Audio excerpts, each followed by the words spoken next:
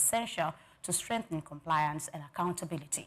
He urged alignment with international best practices and President Bola Tinubu's renewed hope agenda. The retreat, organized in partnership with Lead Board Resource Consulting Limited, aimed to enhance the committee's capacity for oversight, policy advocacy, and governance, ensuring value for money and promoting sound public procurement practices nationwide.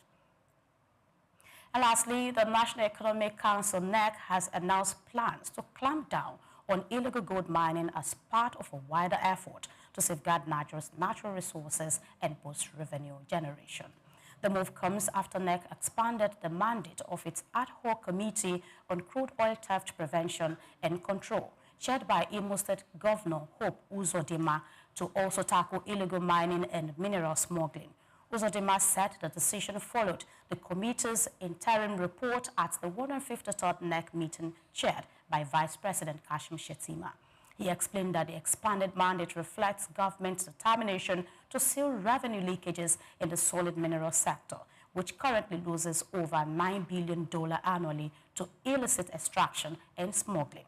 The committee will collaborate with the Ministry of Solid Minerals Department, NATI, and security agencies to curb unregulated mining and improve transparency and traceability, with a progress report expected at the next NEC meeting in November.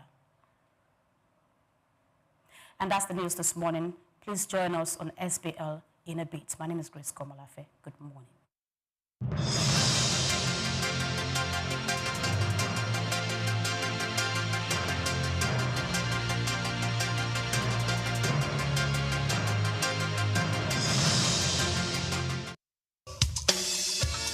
Fellow Nigerians, did you know that constituency and executive projects in your communities are not gifts from your legislators? They are projects sponsored by the legislators and funded by the federal government to improve your life and the lives of those around you.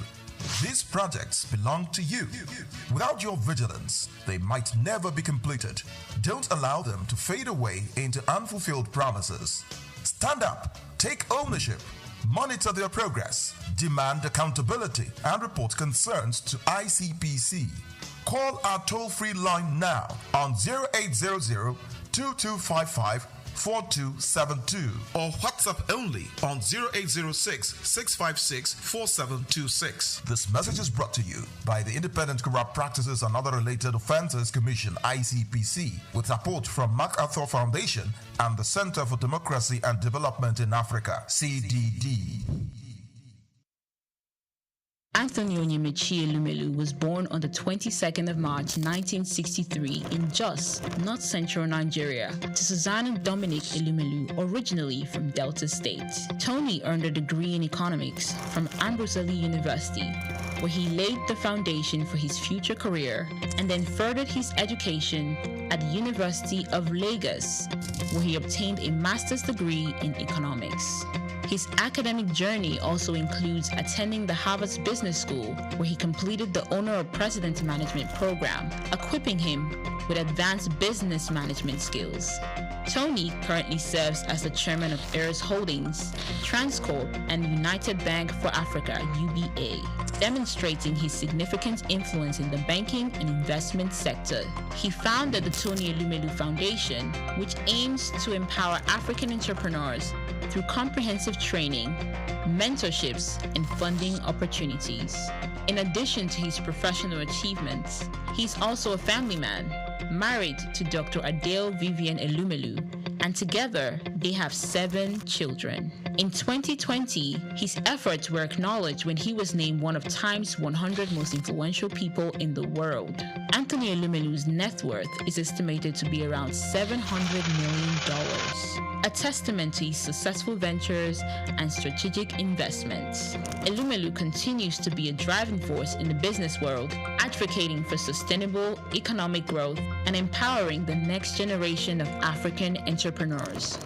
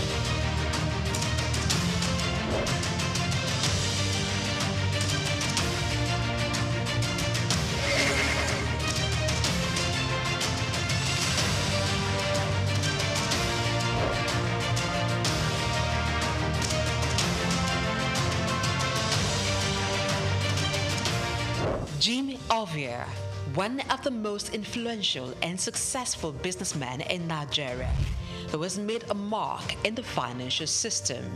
He is the founder and chairman of Zenith Bank, one of Africa's largest and most profitable banks. He has been described by Forbes Africa as the godfather of banking in Nigeria. My name is Jim Ovia. I'm chairman of Zenith Bank, and I thank you all for listening to me. This illustrious son of Africa was one of the financial leaders who revolutionized the banking sector in Nigeria.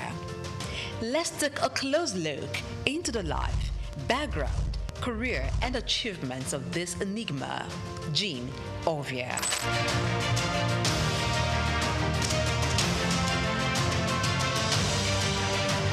Jim Ovia was born on November 4, 1951 in Agbo, Delta State, Nigeria, to a large family as the second son of Chief Obi Olihe of Agbobi in Delta State. Being one from a humble background, Jim attended local schools as he had lost his father at the tender age of 4.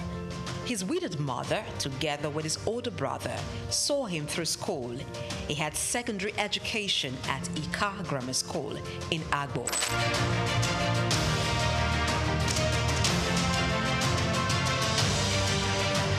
Due to his interest in business and technology, he proceeded to the United States to study business administration at Southern University, Baton Rouge, Louisiana, USA, where he obtained a bachelor's degree in 1977. He furthered to University of Louisiana, Monroe, Louisiana, and bagged a master's degree in business administration in 1979. Jim Ovia is also an alumnus of the prestigious Harvard Business School.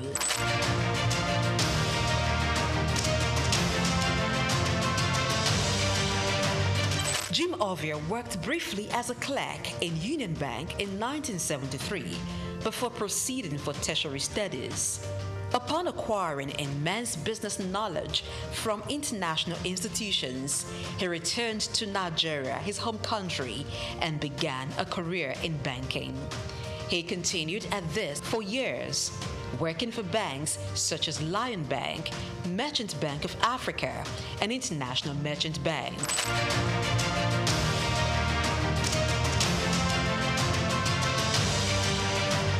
After many years in the banking industry, in 1990, Jim came together with some colleagues to found one of Africa's largest and most profitable bank, Zenith Bank.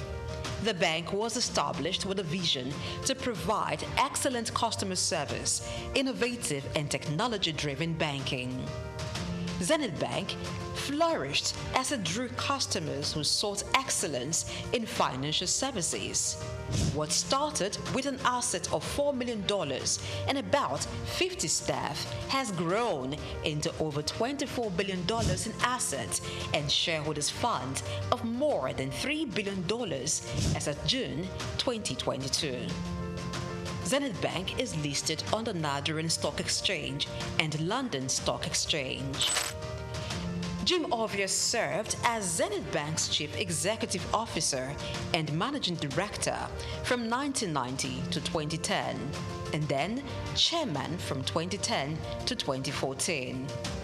After a brief break, he returned as Chairman of the bank in 2016 and remains so till date. Under his leadership, Zenith Bank has grown to become one of the leading banks in Nigeria and Africa, standing tall among some of Nigeria's first-generation banks of repute, a feat rare for second-generation banks established in a time of tension between military and civilian regimes and economic instability. We will build our own roads to our branches. If we're building branches in some cities, towns where the roads are not good enough. We have also bought power plants, generating sets to power electricity into our building. When we do all this, we also even had dug borehole to supply water to the building. When we do all this, what I personally call it is BYOI, bring your own infrastructure or build your own infrastructure. Jim Ovia served as Zenith Bank's Chief Executive Officer and Managing Director from 1990 to 2010, and then Chairman from 2010 to 2014. After a brief break, he returned as chairman of the bank in 2016 and remains so till date. Under his leadership, Zenith Bank has grown to become one of the leading banks in Nigeria and Africa, standing tall among some of Nigeria's first-generation banks of repute, a feat rare for second-generation banks established in a time of tension between military and civilian regimes.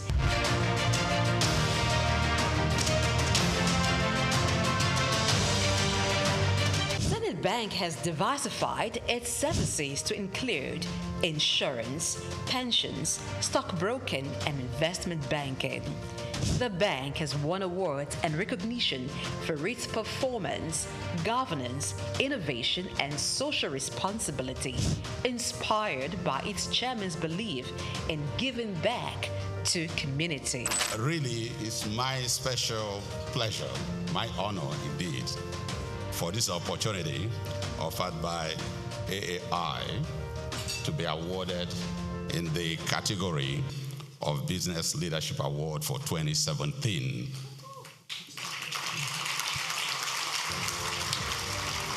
As an entrepreneur, Jim Ovia has made investments in sectors other than banking. They include oil and gas, telecommunication, real estate, power generation, media, and most recently, education. He is the founder and chancellor, James Hope University, Lekki, Lagos State, which has been approved by the National Universities Commission, NUC, to offer postgraduate degrees in business courses.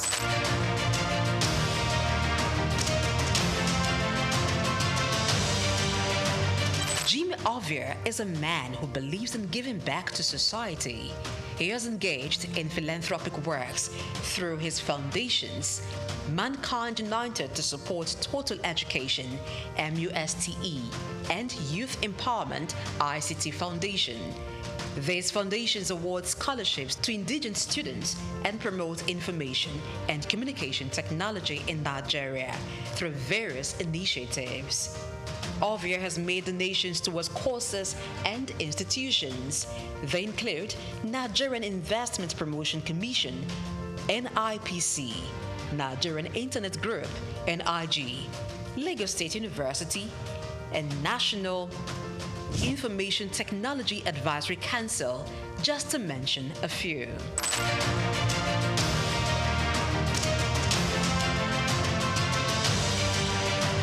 In recognition of his contributions, Jim Ovia is a recipient of many honors and awards. In 2012, the University of Benin awarded him an honorary doctorate degree.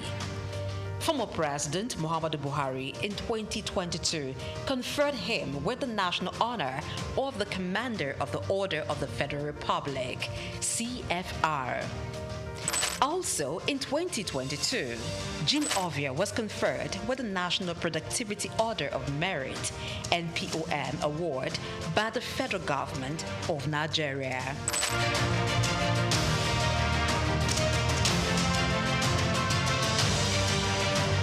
Jim Ovia is a proud member of the World Economic Forum, the Nigerian Economic Summit Group, and the Institute of Chartered Accountants of Nigeria. He is also a member of several boards and councils. We can't afford to lose depositors' money. We can't afford to lose money that belongs to stakeholders.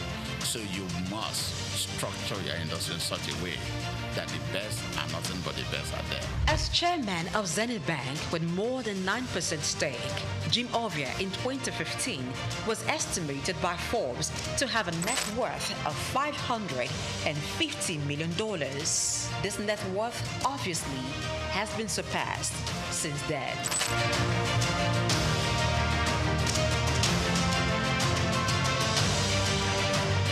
Jim Ovia, as As a business person, founded 5 companies. They are Zenith Bank PLC, the Quantum Group, Visaphone Communications, Quantum Luxury Properties, Civic Center Towers, and Cyberspace Network. Jim is member, Honorary International Investors Council.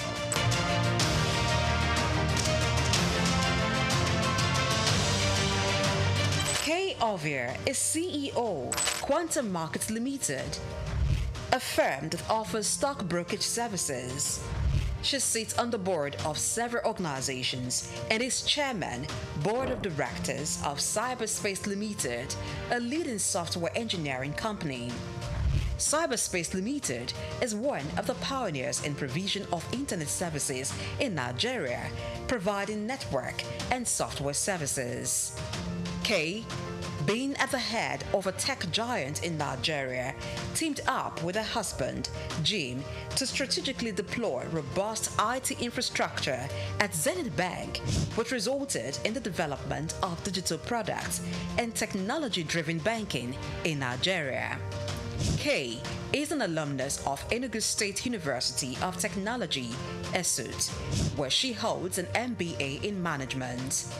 She is much given to philanthropy, with several initiatives to transform lives, particularly those of the underprivileged. One of her projects targeted at children and youths, Star Rising Talent Hunt, aims at discovering and projecting hidden talents.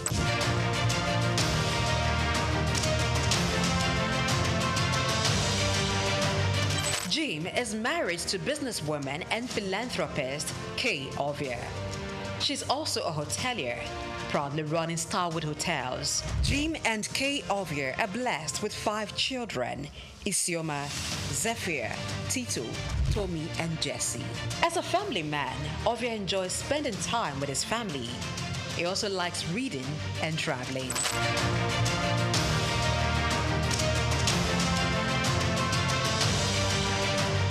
In order to pass on his vast wealth of knowledge on business and finance to African entrepreneurs, Jim Ovier authored a book titled Africa, Rise and Shine. The book was published in 2018 by Forbes Books.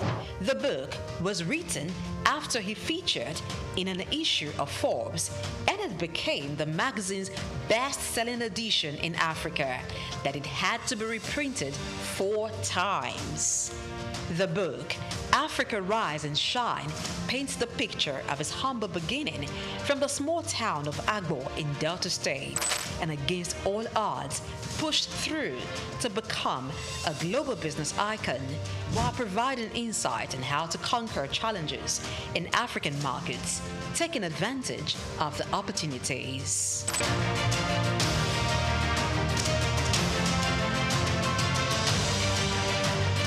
The man, Jim Ovier, is a firm believer of Africa being a continent abundant with natural and human resources.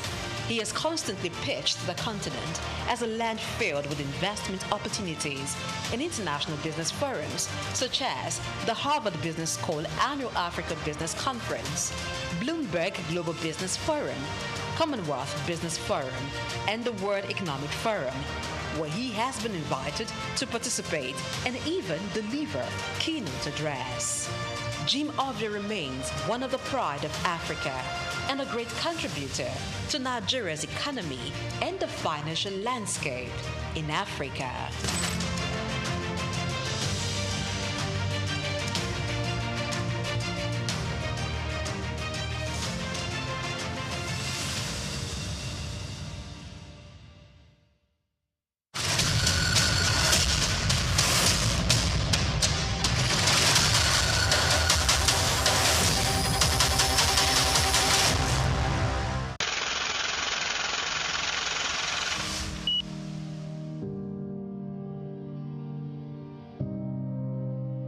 Wole Soyinka Born Akiwande Oluwole Babatunde Soyinka on July 13, 1934, in Abeokuta, Ogun State, southwest Nigeria, stands as one of Africa's most celebrated literary figures and a global icon of resistance against oppression. His life and works reflect an unwavering commitment to justice, culture, and the transformative power of art.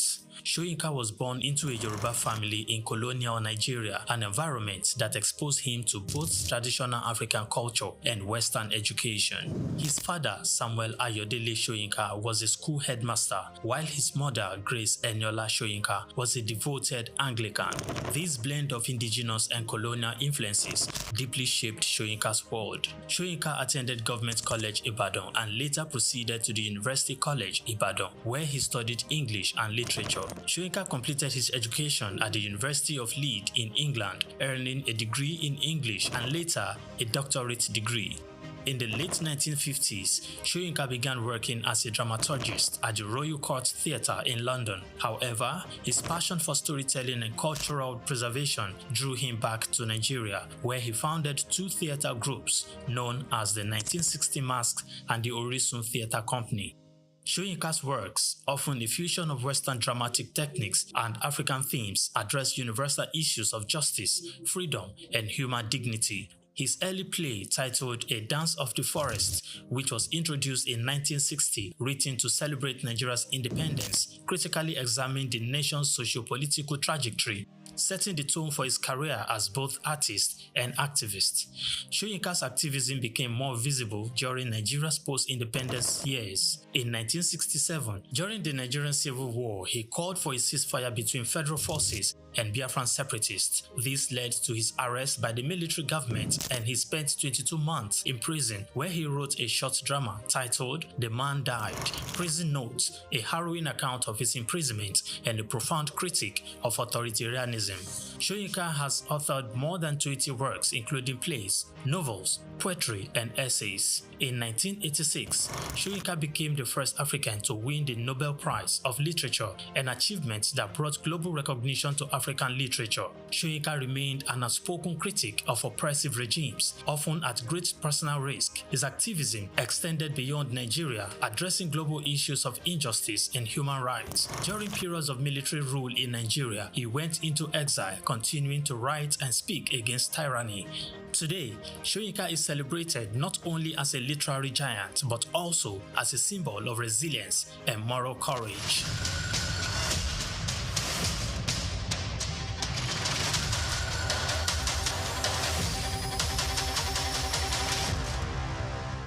Known as the father of African literature, Chinua Achebe was born on the 16th of November 1930 in Ogidi, now Anambra State, eastern Nigeria. He was born to Isaiah Okafor Achebe, a teacher and an evangelist, and Janet Anenichi Iluebunam, a vegetable farmer.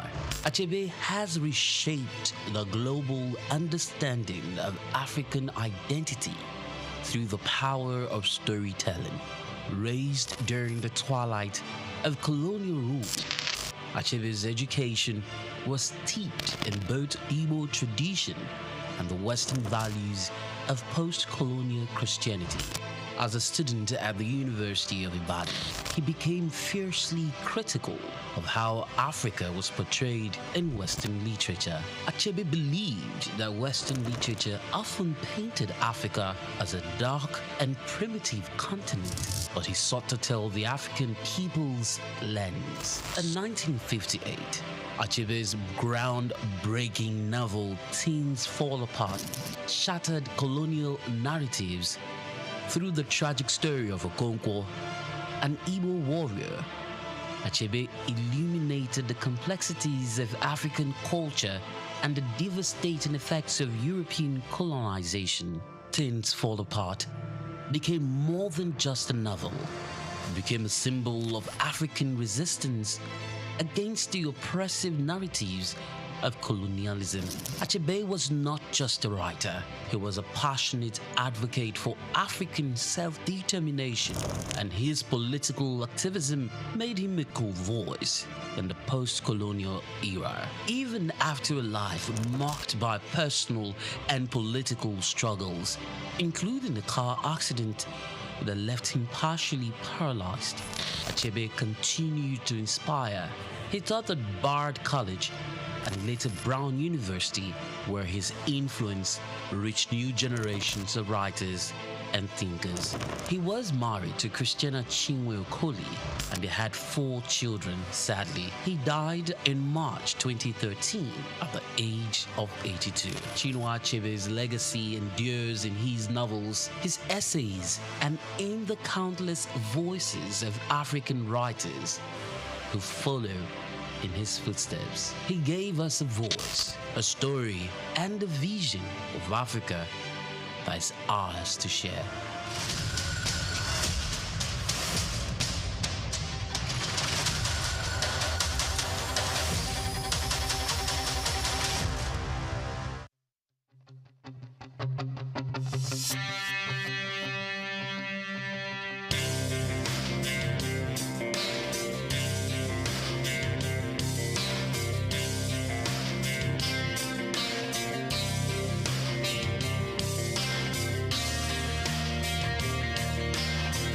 When you visit Lagos for the first time and Google fun or recreational places in the city, at the top of that list will be Freedom Park. Located in Lagos Island on Broad Street, Freedom Park over the years has become home to the Nigerian arts and the culture at large.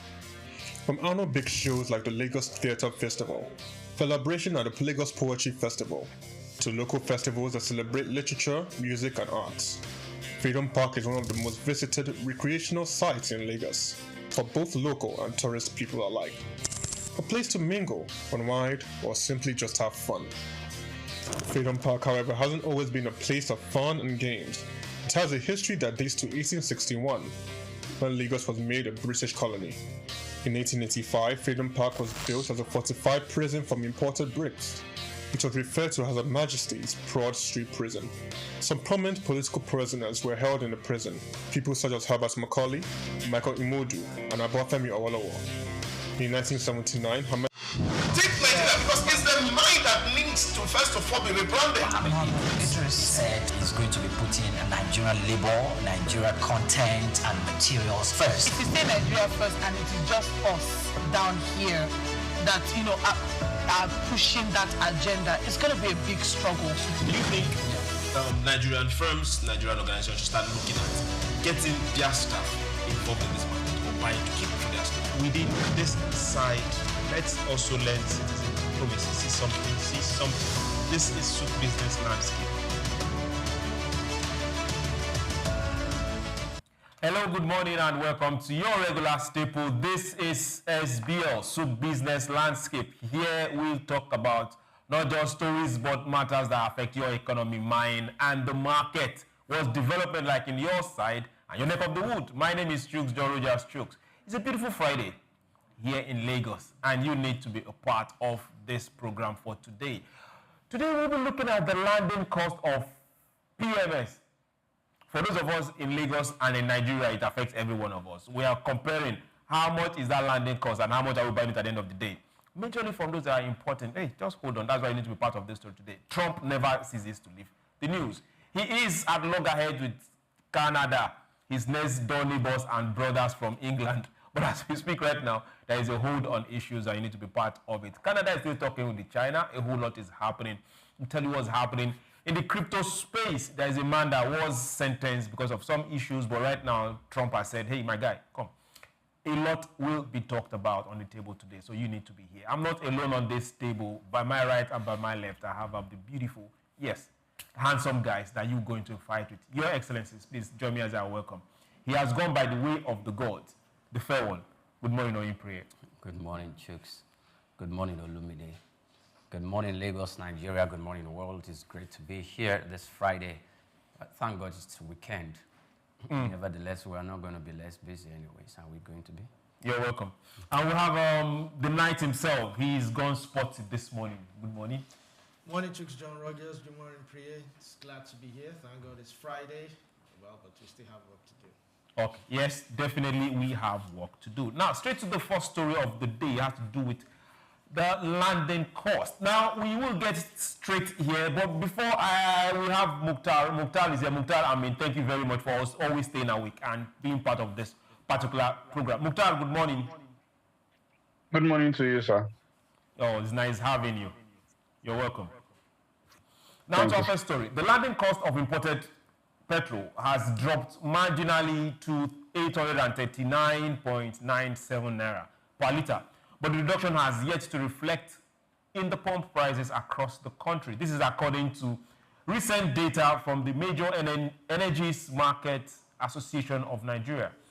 Well, they are saying that their competency centers energy bulletin showed a gradual decrease in landing cost from 849.61 naira to in October 13th to 839.97 naira per litre by October 24th. Despite this downward trend, depot owners have kept their guarantee prices unchanged, limiting any potential relief for consumers. As a result, petrol remained above 915 naira per litre at filling stations on Thursday, sparking renewed complaints over pricing, transparency, and market regulation. Industry players say the cost of logistics, taxes, and forex volatility still weighs heavily on final pump prices, leaving consumers without the benefit of slight international price relief. This is where we have always found ourselves. Why is it always difficult for prices to come down, but very easy for them to go? I don't always like to say this because it's sounding like an old record. When you say old stock, old stock, old stock. But it's not always the case most of the time because the prices have dropped. It should reflect both at depot price, at filling stations. It should reflect.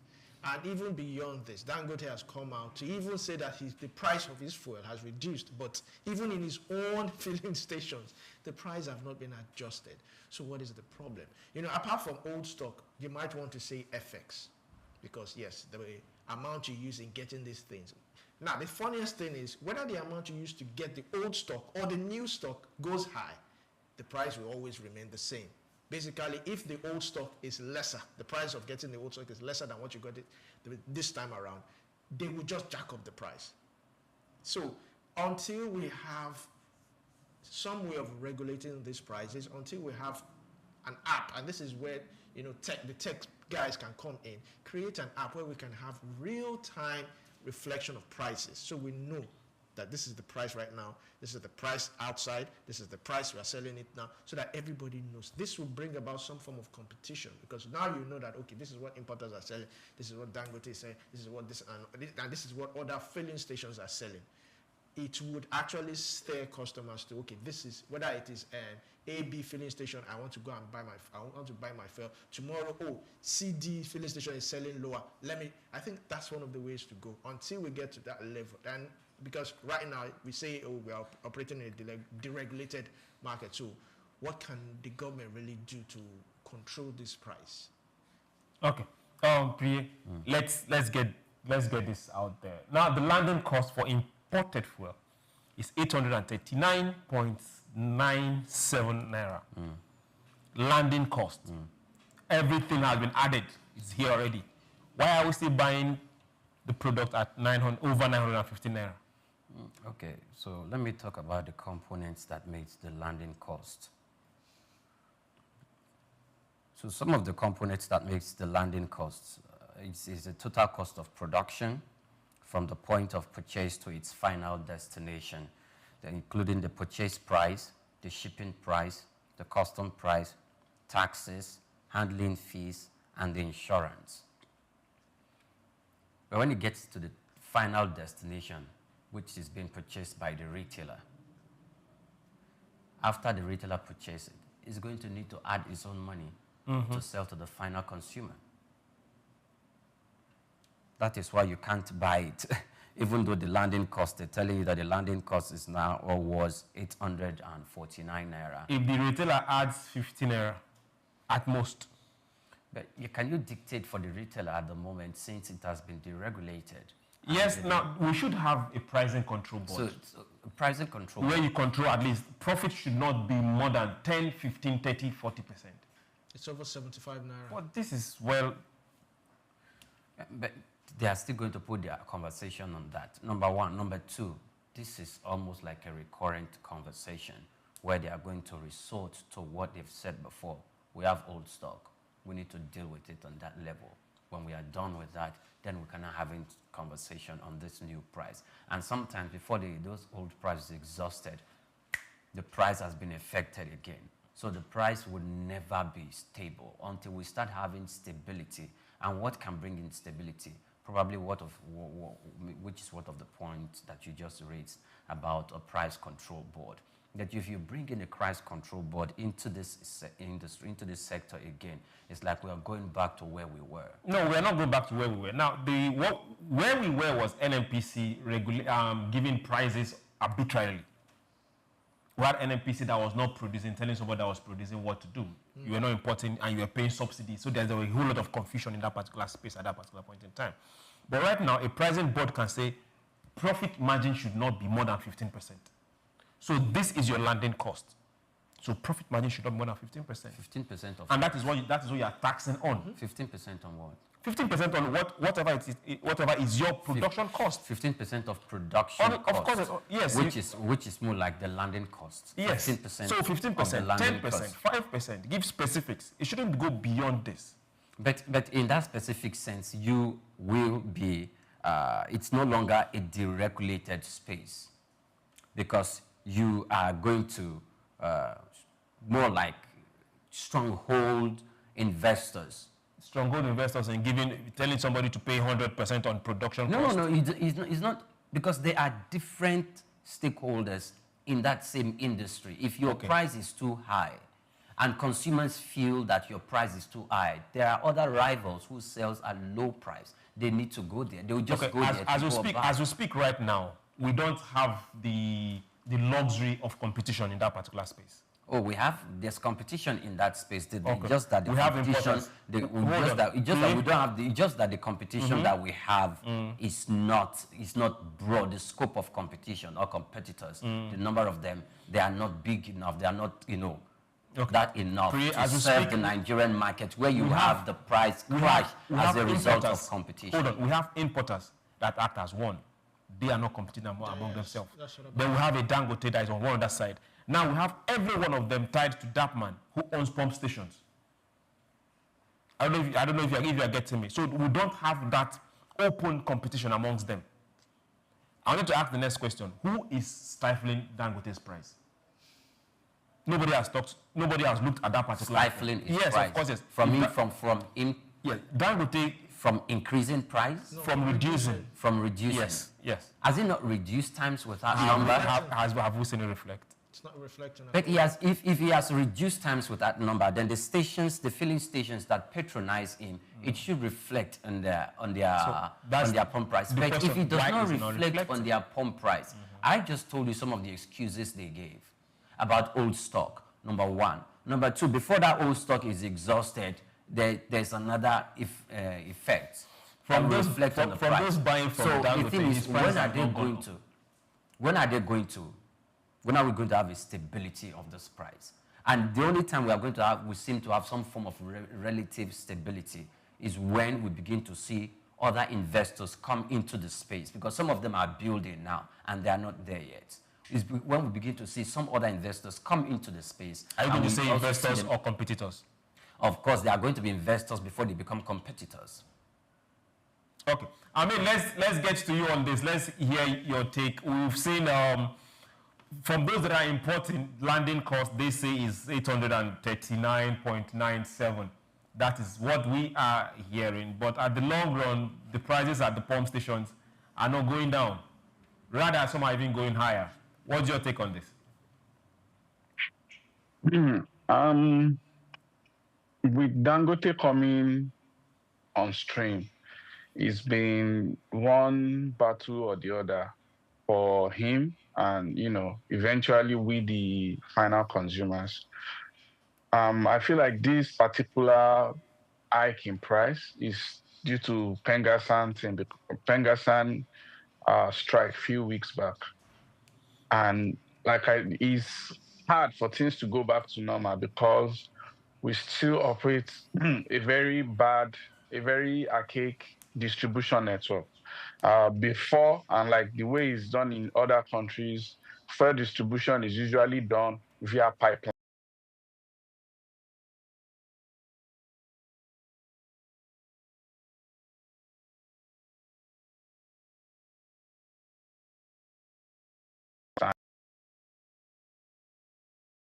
In Nigeria is trucks driving from Lagos all the way to Kano. You and I know the state of Nigerian roads and 1,000,001 things that can happen. So if we are lifting this fuel the very old way, it takes time for effective generation and circulation of products. With Dangote's free logistic initiative, things are expected to get better faster than it would normally. But even the distribution network is the first. They are still at the pilot stage, and they are only distributing to only 11 states. Most of the states in the southwest, few states in south, and 2 states in north central. So the rest of the country, southeast, northwest, and northeast, are not even included in the distribution. But I feel like the major problem that we are going to be having right now is the distribution, because both the landing costs of the importers and Dangote price are good. But I feel like the magic is happening in the products that is not well circulated and in the logistics and distribution. Okay. While we look forward to better distribution, it's also sad to note that we used to have several pump stations scattered across this country where pipelines were going from the working refinery as of then when they were working to this particular pump station. But those pump stations are still there, serviced and paid for using government money. Is there a way where we can now have this alliance between the government and private refineries? Okay, no problem, refine. We can come and be part in distribution. So that at the end of the day, even if your refineries might not be working, at least we can still pump the product instead of putting them in tankers and driving around the country. At least then you can also pick from your own pump station and go straight to the city or the state next to you instead of these long distances. Can't we push this kind of collaboration? We can't push it. The federal government can push it, even though I feel these things should be left in the hands of the private sector, because I keep on asking who regulates the regulator. We can come up with good, ways out. There is even an alternative. Before I get to that, we can come up with so many things. But what about Dapman, Nupeng? Like you said, they control the filling stations. How do we sort that out? That's number one. Number two, when fuel subsidy was removed, an alternative was brought into place, CNG. We've gotten to N, CN, we've not gotten to the G yet, because we don't have enough CNG filling stations, which is supposed to have been an alternative to cushion the effect, to create some form of healthy competition. So it's either fuel or CNG, but we don't even have CNG, so we're back to fuel. So until we put that in place, when people have, then we have places where you can actually convert, and it is affordable. Conversion is affordable. Then if you want to buy a CNG powered car, it is also affordable. Then we can have a well-balanced competition and everything is smooth. But right now, one last sentence on this. Let's go straight to aviation. Okay, so if we're looking at, these are all structural problems, because currently we know that we have weak domestic supply. Weak domestic supply in the sense that we only have one giant domestically who supply this product, who we've seen that is the one that had loggerheads with those who are importing the product. We also have forex. Is he at loggerheads with them, or they are at loggerheads with him? Both of them are at loggerheads with each other. And we also seen that the exchange rate also has equally affected those who are importing, because it's also going to affect their prices of purchasing and importing into the country, and that they are going to translate into the price to sell to other people. For as many, if you look at it very well, in the northern part of the country, fuel prices are quite high because importers bring it straight to the south here in Lagos, and these products are then put into, what's it called now? Trucks. And they are running down to the northern parts of the country, or to the southeastern part of the country, or to other parts of the country to be sold. So if fuel is going for 970, just the way I saw some filling stations still selling some last week or a few days ago, then you can be sure it's like 1,000 naira and more in other parts of the country, most especially in the north. So we can deal with that. Forex, logistics problem, and competition. Forex, logistics, and competition. We look forward to a time when PMS will be 500 naira. It's doable and it's possible. Even 200 naira. 200 naira. Yes. Okay. Now, let's keep looking and working and getting more productive. As long as the naira keeps being stable and the value is increasing, then definitely things will look and get better. Now, let's tell you what's happening. Aviation is still the same fuel. The fan bust warns against aviation fuel market monopoly. Now, the former managing director of the Federal Airport Authority of Nigeria, Dr. Richard, has raised alarm over a potential monopoly in the country's aviation fuel market due to persistent hesitation of marketers to import Jet A1. Speaking at the colloquium hosted by CITA Energies and the League of Airport and Aviation Correspondents, he said Nigeria risks falling into one supplier scenario where the absence of competition could lead to arbitrary pricing and operational inefficiencies. He warned that such a situation would directly impact airline passengers, airlines, and the overall aviation sector. Now, this is where we are finding ourselves. Now, there are several suppliers for aviation. We have Total Energies, we have MRS, we have Adova, we have Eternal, Supreme Jet, Reeve. Dangote is also there. Then the CITA itself, CITA, then Carriajet. But now, there is something that is happening in that particular space, and people are not importing. They are cowering away from importing Jet 1. What exactly is the fear? I think Priya already mentioned it, which is the first one, forex instability. It cuts across all sectors. Until we have a stable FX, people would shy away from that because high cost, then again, low margins and uncertain returns. That is what is really making people, okay, if I import this thing, what's the assurance that I will sell it and make profit? This is also translating into high fares. Airlines are increasing their fares. Now, one person has to do it. He's also talking about a situation whereby maybe one person will now, take the bull by the horn, monopolize the market, bring it in and dictate the price. Well, you cannot tell someone how much to sell what he has brought in, what he has invested in, what he has gone outside to bring with FX instability and all that. He brings it into the country and he says, okay, this is how much I want to sell it. In order to make profit, this is what I'm going to do. That's another situation. So how do we go about this? It's a whole lot.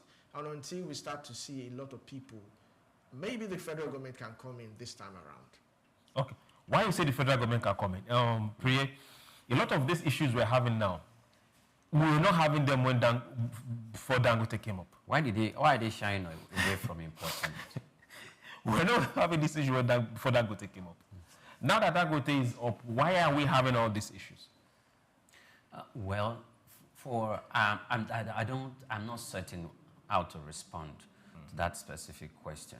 But the reason is, why are all these people that you mentioned that are importing Jet A1 fuel all of a sudden just stopped?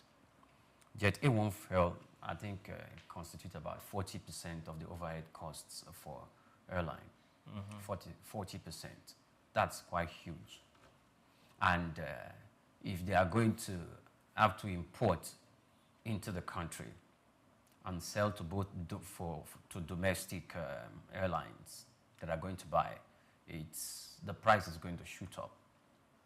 And that in itself can make them shy away, can make consumers shy away from buying locally. Because sometimes we've seen them make that, pundits too, they've made clarifications that, look, it's even more cost effective to import. But this time, this is not the story that we're seeing in Jet A1 fuel. But I don't want to look at it from the perspective that you can be seen from an indirect way of fighting Dangote. Do you think, in your mind, do you think Dangote is the monopoly they are talking about?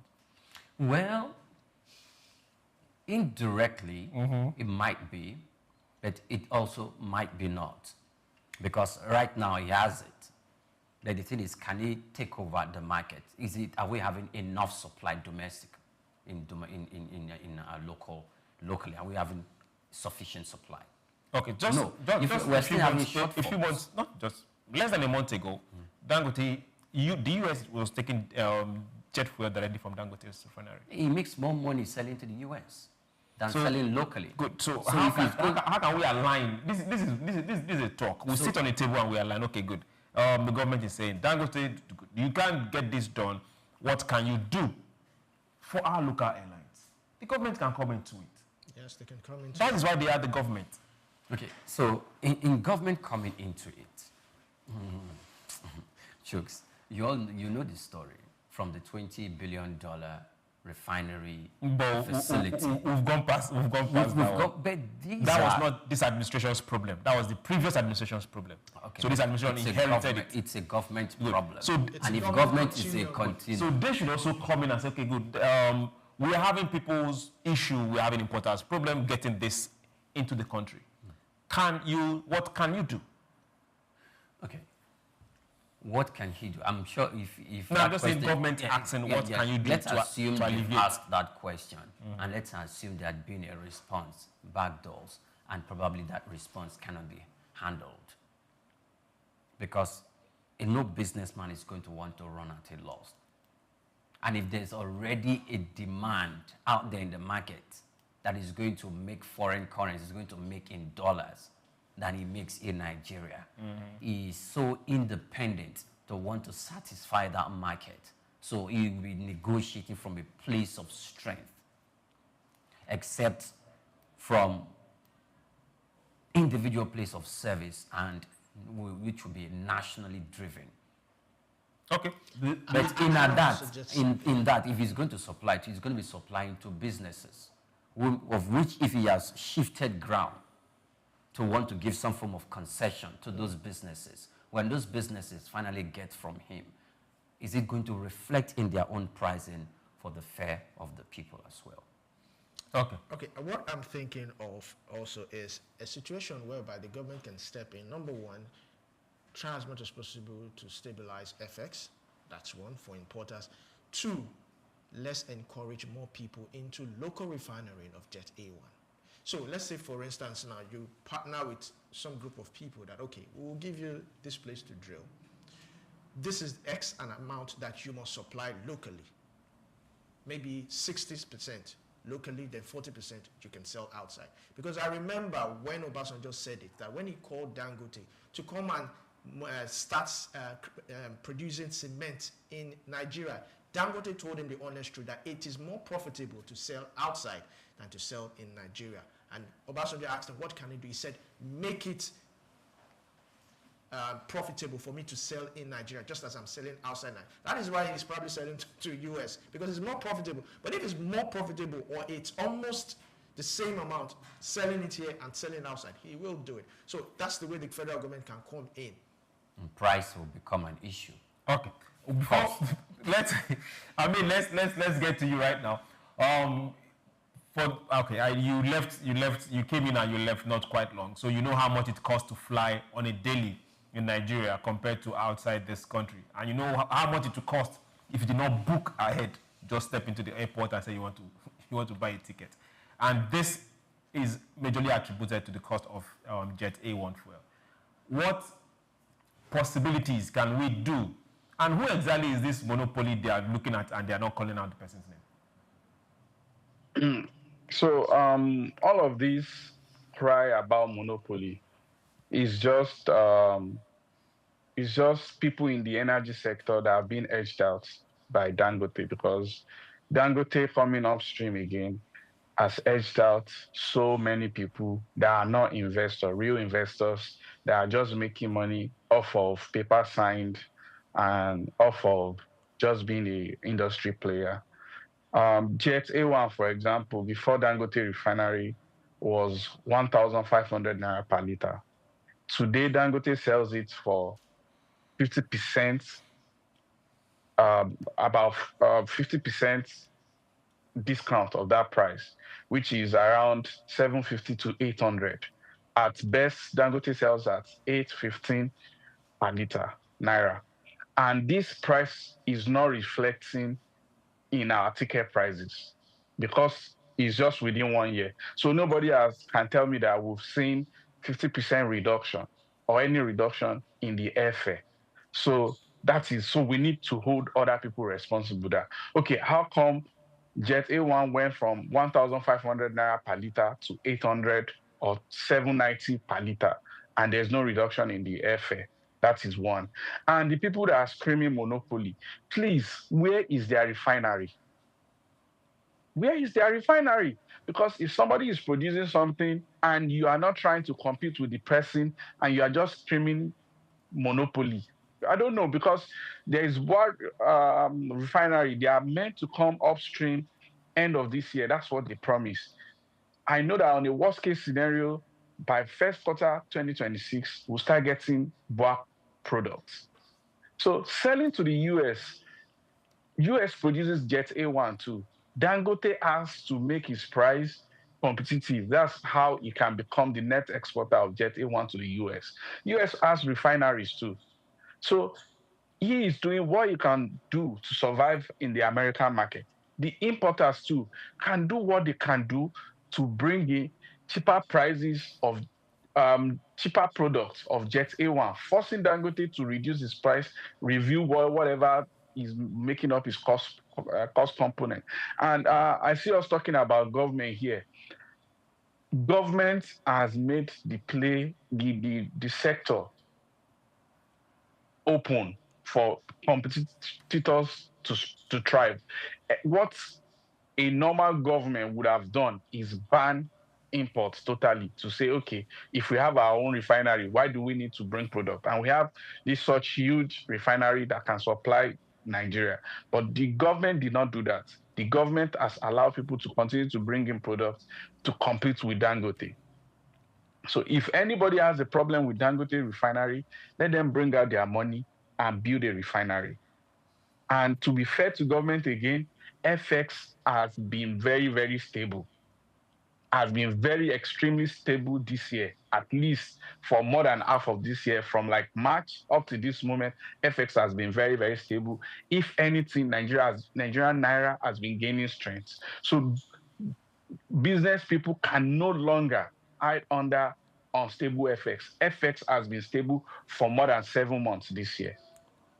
Okay, thank you very much. This is where we are, and this is where we found ourselves. We want to start seeing reflection of price changes when products come in and products are coming in cheaper. Let the man that is consuming the last, not just the last mile, the consumer on the last point, let it reflect. We are looking for ways to save more money, and hey, we shouldn't be spending more on products that are cheaper. So for everyone out there, importer, exporter, aviation fuel, PMS, consider us. Consider Nigerians. Let's get things out there. Now let's talk about budget implementation report. Now for Nigerians, non-oil revenue, there has been a surge 62% above the budget estimate. That's good news, but wait for this. Nigeria's non-oil revenue hit 4.39 trillion in the fourth quarter of 2024, outperforming projections by over 62%, according to the Budget Office of the Federation. Now, this is where we're going to stop on this. Now, we are looking at, for 2025, ability of having non-oil exports go beyond what we projected for in the budget. Yes. We're looking at an ability, if we can do that in 2025, then 2026, let's have some direct impact. Because if we see what is happening in the mining sector, majorly gold, for gold, we've seen government coming up with a lot of policies and putting foot soldiers on ground and saying, okay, no, if we can say do not steal oil, do not also steal gold. Yes. Are we on the right track? We are on the right track. We are very much on the right track, because why this matters is that it's going to make sure there is more fiscal stability if our non-oil revenue is still going up. It also makes sure that the borrowing becomes lower. That is, if actually we stop borrowing. Because, I mean, I remembered when President Tinubu came out to say that, oh, our non-oil revenue has gone up, so we may not need to borrow. That was his thing. We may not need to borrow. But we need to go beyond that, because if our non-oil revenue is going up, it means better budget planning. We can plan towards 2026, towards 2027, and say, okay, fine, this is what is coming from non-oil revenue. This is what is coming from oil revenue. We can now plan. We can now project further. But that will only happen if there's prudent spending, project implementation, and transparency. Okay. Prudent spending, project implementation, and transparency. Priye, now let me read it out. We have a whole lot talking about gold right now. Then we have a whole lot talking about lithium. These are two major, there are a lot of them, but these two are gaining a lot of government attractions. Then agriculture too. Then services. These are four major things that we can't really push for 2026. Do you see a possibility, aside from customs, we're not forgetting them too, would you see possibility where we can say 2026 budget, at least 20 to 30% of it is going to be funded by non-oil? Yes, non-oil. Non-oil revenue.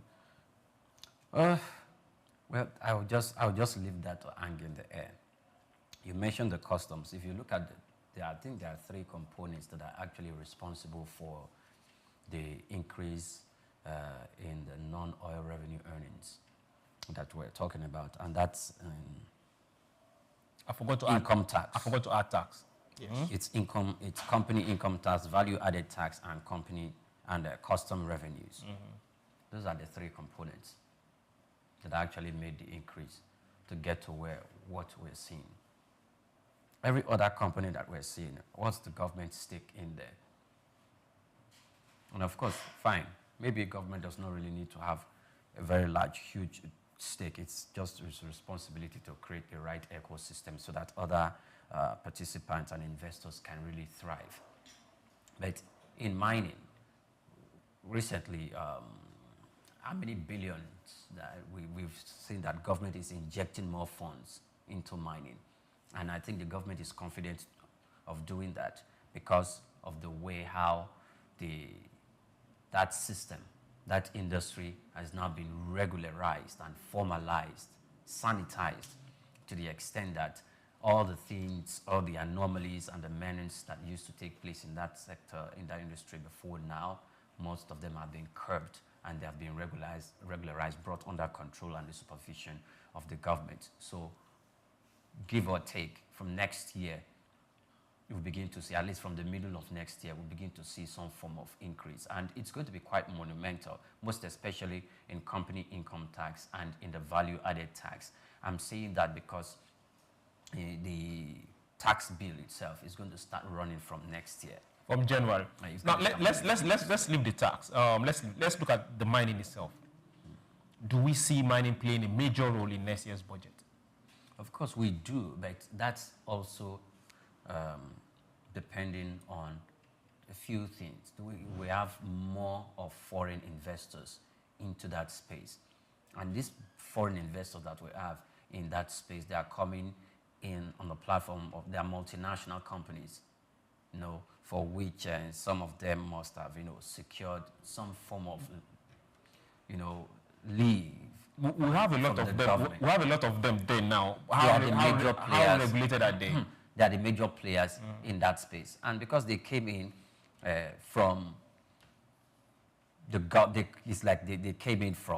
came in from through the government, and we all know that they will be exempted from a few things so as to provide the environment for them to erect their own facilities and their own infrastructure to operate in that place, bring in the technology that is also required, and that will also sometimes serve as a consulting or extend services, some of their services that are not available in that industry to our local and domestic companies for them to equally enjoy.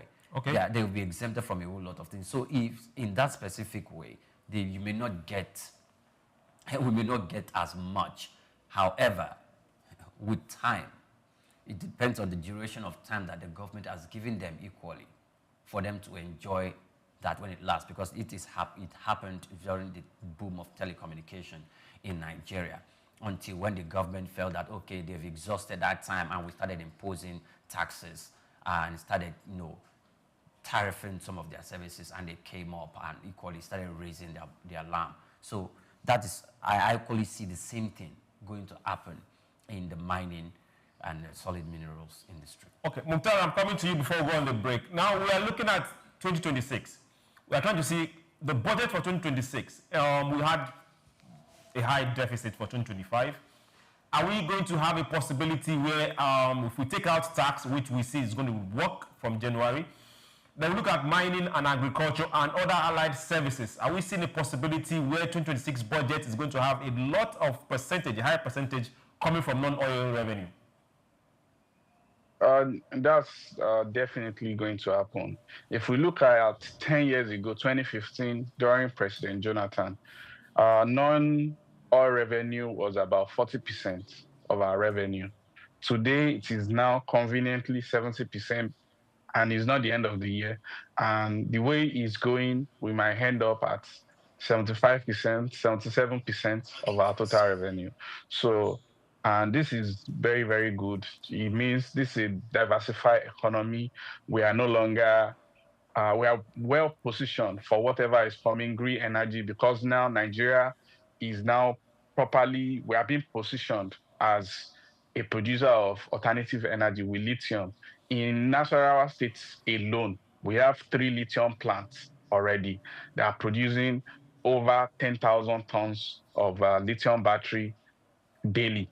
And there are more investors that are coming in because Nasarawa has huge deposit of lithium, and with its position close to the nation's capital, investors are confident about security, because the problem with the northern part of this country is, despite their huge deposit of natural resources, investors don't want to go there for fear of safety. So Nasarawa is attracting a lot of investments. According to Business Day, Nasarawa has attracted over $500 million of investments in lithium alone. So in agriculture too, they are doing very, very well. They have industrial farmers of the tone of about $100 million too.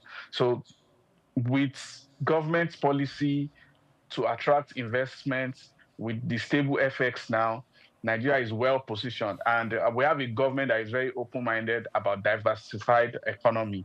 We are no longer fixated on just fuel, even though there's so much going on in the fuel, in the energy sector too, like the $2 billion investment by Shell just last week we spoke about. So we are definitely going to get more revenue from non-oil sector with tax reform, and so much is going on, and I'm very, very excited for the future of Nigeria. I hope government will consolidate on all of this progress and even do more. Okay, why they consolidate and do more, which they definitely will, because we won't leave their back. We'll keep pushing, we'll keep asking, we'll keep probing. We are going on a very short break. SBL will be right back. Don't go anywhere. Take Nigeria, because it's the mind that needs to first of all be rebranded. Regulators said it's going to be putting Nigerian labor, Nigeria content and materials first. If you say Nigeria first and it is just us down here that are pushing that agenda, it's going to be a big struggle. Do you think Nigerian firms, Nigerian organizations should start looking at getting their staff involved in this market, or buying to keep for their staff? Within this side, let's also learn citizen diplomacy. See something This is SOUQ Business Landscape. In Africa, if there's one man who has consistently been a household name and index of reference in the business arena, the name Aliko Dangote apparently stands tall. The Africa's richest man clearly benchmarks success, wealth, and prosperity.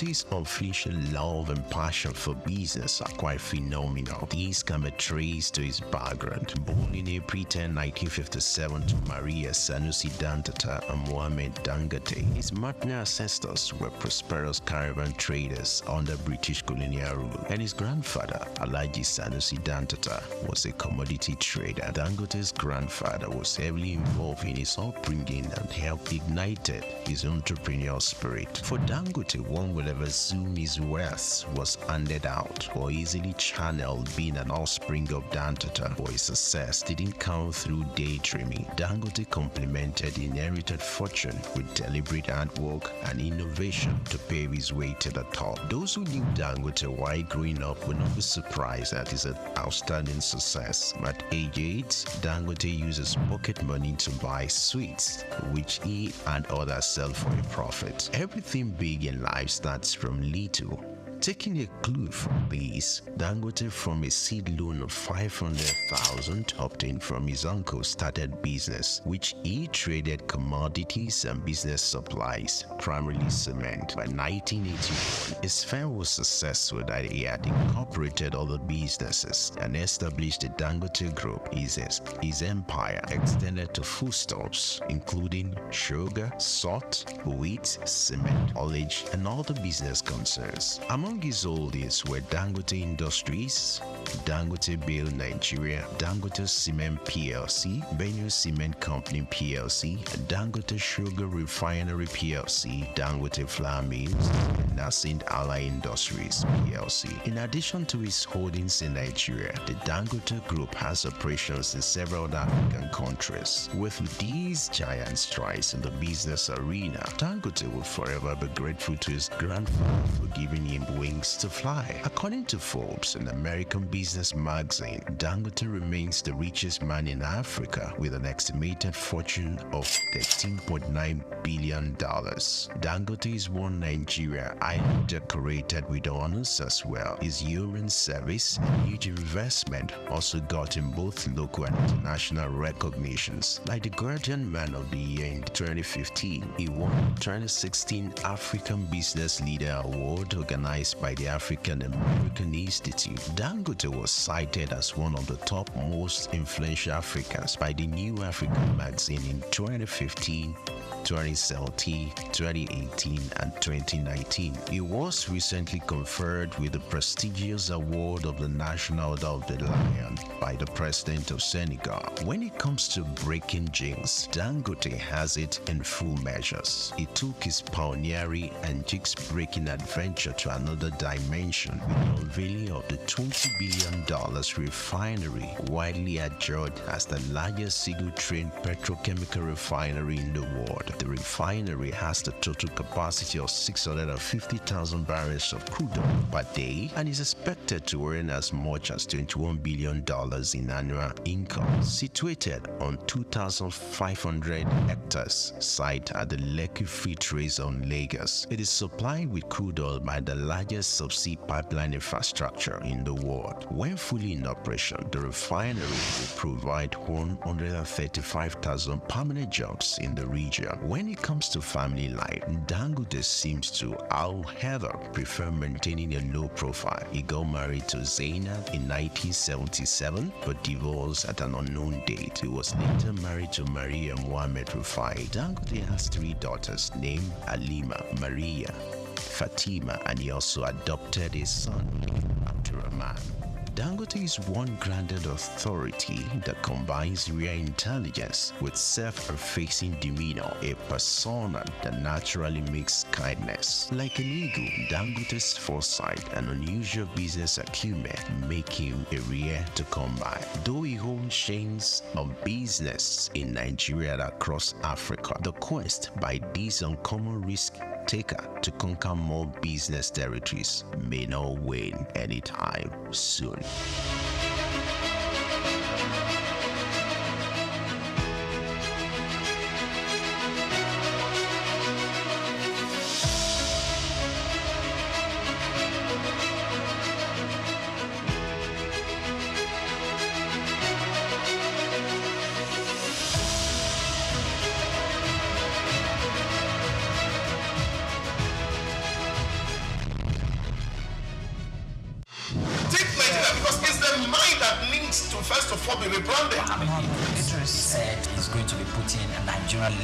Nigeria content and materials first. If you say Nigeria first and it is just us down here that, are pushing that agenda, it's going to be a big struggle. Do you think Nigerian firms, Nigerian organizations should start looking at getting their staff involved in this market or buying to keep their staff? Within this side, let's also learn citizen diplomacy, see something.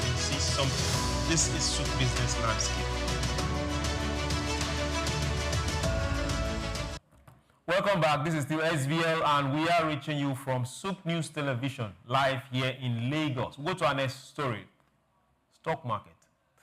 The stock market has added 479 billion profit. Good one. Nigerian equity market expanded its bullish run on Thursday, gaining 479 billion in market capitalization as investors' sentiment remained strong on the back of ongoing economic reforms and improving macroeconomic trend. The Nigerian Exchange Index closed 0.49% higher, adding 753.65 points to settle at 154,489.9, while market capitalization rose to 98.1 trillion naira from 97.6 trillion in the previous season. The weekly performance reflected a 4.14% gain, 4.14% gain, with blue chip stocks leading the charge in sectors such as banking, industrial goods, and consumer goods. Trading activity also surged, with 926.91 million shares valued at 26.94 billion naira exchanged in 30,685 deals, marking a 57% increase in volume, 12% rise in value, and 8% growth in deal count compared to the previous day. Analysts expect the positive momentum to continue as policy clarity and macroeconomic stability fuel renewed investor confidence. Good one for the market. Yes. Good one for those whose monies are there, and good one for the companies that are doing well. Yes, it's actually a good one. I think we were discussing about one particular bank who just publicly declared their shares for sale, and I was. You don't want to call their name. I don't want to call them. I was asking Priya and you for, Are you talking about FCMB? Call their name. They are open there in the market. Yes, their stocks are in the market right now. So if you want to get them, you can actually get them. And I mean, it's good because this shows that more investors are coming into the capital market. It shows that we've maintained some form of stability. Talking about our FX and all that, reforms are also doing well. But there are also risk of external shocks like global oil prices, interest rate is still there, geopolitics. But as long as reforms continues, because this is what is also driving the market up. The reforms are actually driving the market up, and it's boosting investor confidence. But is it going across sectors? Because if you look at the capital market, who are the ones gaining? The insurance, yes, they're always there. Manufacturing, banks. What else? What about the oil companies? The oil companies, yes. And what about agri companies? What about the informal sector? What about others? Let's try not to bring every other person in, because while we're talking about import fuel going up, this we don't have Jet A1 is. If a lot of people diversify into the capital market, more capital comes in. Jet A1 or whatever we need to bring in, import, manufacture, and everything becomes a reality. So that's why I would always encourage people to actually go into the stock market. And it's also easier for big manufacturers to go to the money market and take a loan instead of just going to the bank. Or even raise capital from the money market. At the point, I actually thought of something very out of the world. That what if NNPC goes into the capital market? Okay. Let's leave NNPC out of this gist for now. Brie, are you good? First of all, the reason why we've seen some form of increase in the capitalization, like it was read, is because recently, in accordance with the central bank reform that all banks needs to capitalize, for recapitalization, we have about 14 banks that has met that threshold, and most of them, a few of them actually did it by going to the public to raise equity, just the way you mentioned FCMB. And if about 14 of them have met that threshold, more selling their shares, you will continue to have more. You will continue to have people buy those shares, invest their money in there, and as they do that, the capital is going to increase. Also, you're looking at industrial goods. In the market yesterday, you could see Dangote Cement doing excellently very, very well, and including NASCO and Skyway Aviation, in this aviation company, something like that. They were all top gainers there, and majorly they are still the ones bringing in that capital into the market at the moment. So most people don't want to, he was talking about oil and all of that. With the current level of instability that we see in that place, investors will want to withhold and just sit back and watch to see what is going to, when we're going to get relative stability there. And if they don't get that anytime soon, we may not see the performance of that reflecting in the capital market. Now, in 2026, we're going to be done with this bank recapitalization project. So if we are going to finish by then, between now and then, because the banks have been doing well, even from the beginning of the year till now, and till that time, we are going to have the banking industry, the banking sector, doing very well in the capital market. Okay, yeah, Mukhtar, we're looking at the positive green lights happening in the Nigerian capital market, and we're asking ourselves, hey, how long are we going to sustain this, or do we need to open up the market so that smaller players can also come join the fray, and also big companies can also go there? And for those that are seeking capital, I think that is the fastest, more stable place to getting that capital. How can we open that more?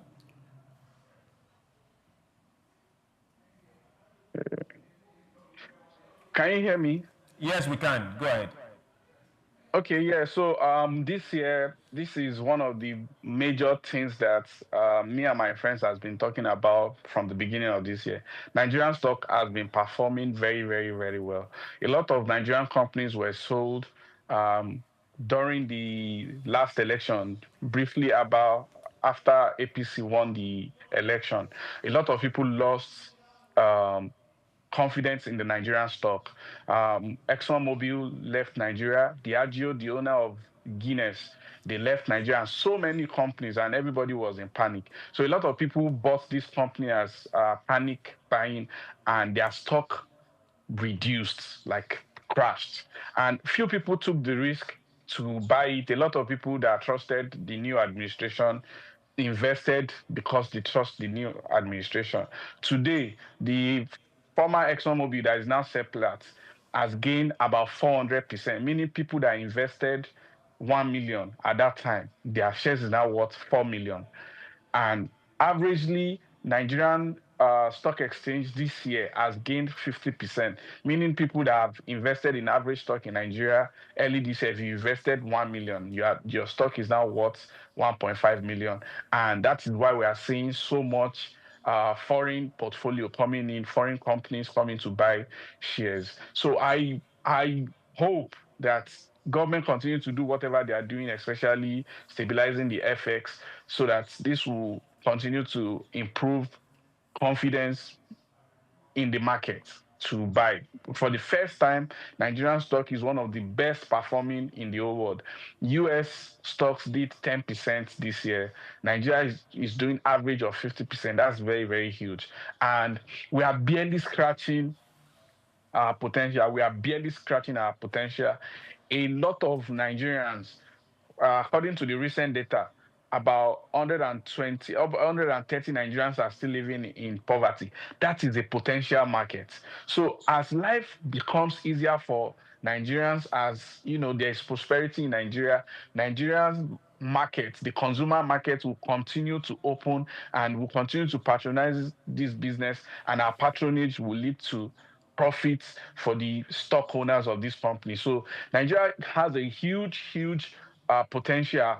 The market is still very, very big. So imagine if only 70 millions of Nigerians that are not in poverty are the consumers that we have now, and we still have more than that number. So as government policies continue to translate to micro for everyday man and improve their purchasing power, these companies, the breweries, the energy, the daily consumer goods will get more patronage, they become bigger, and will continue to make money. And as Naira continues to gain strength, our production cost too is going to drop, especially the foreign component of our production, the wage component of our production is going to improve as long as Naira gains strength, we improve on energy. So we still have a lot of gains to do in this sector, and the market is is looking very promising. Okay, while we are looking at the market, Nigerian stock market, now let's take you to another side of the market. Let's talk crypto and some news coming from there. That is a major market that people are still sleeping on. Now, President Donald Trump, that's where we're going to. He has granted a full pardon. You catch what they've been full pardon to the Binance founder. For those that are wondering, we had issues with Binance here in Nigeria some time ago, and we did not maximize it.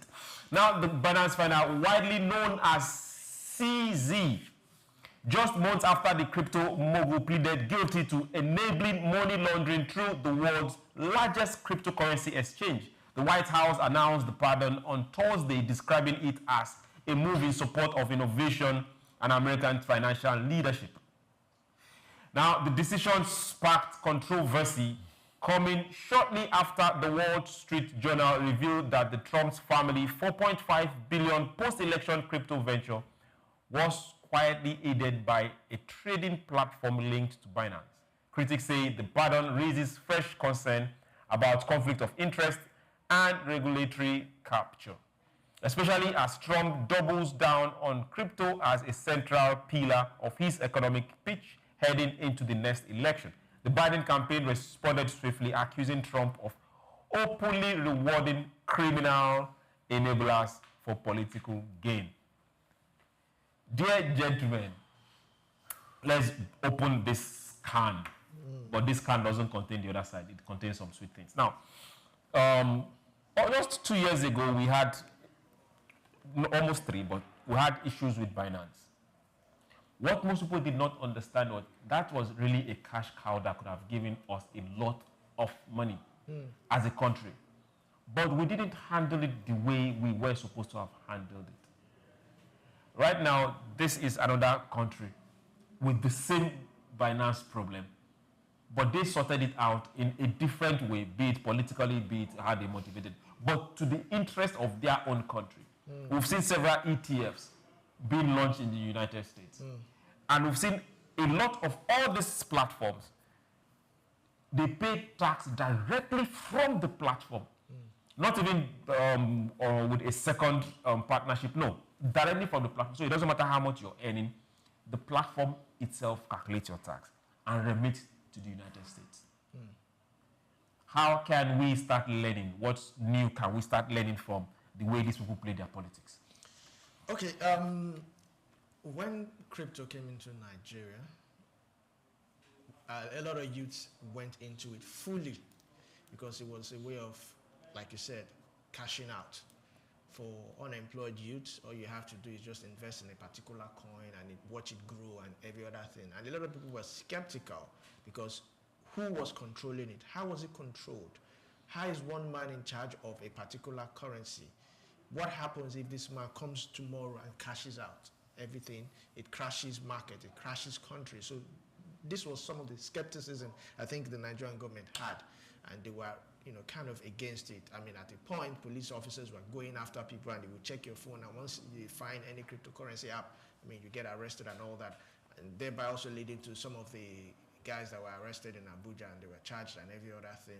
But one of the things then again, of course, one of the things that worries a lot of people about cryptocurrency is because some of these fraudsters, money launderers, they use it to lock away money, unaccounted money. I mean, there's this recent guy, Changpeng Zhao, who locked about, it's about 10 point something billion dollars into pounds into cryptocurrency. Hush Puppy is there and the other person is there. They locked so much. So I think this is one of the things that's really,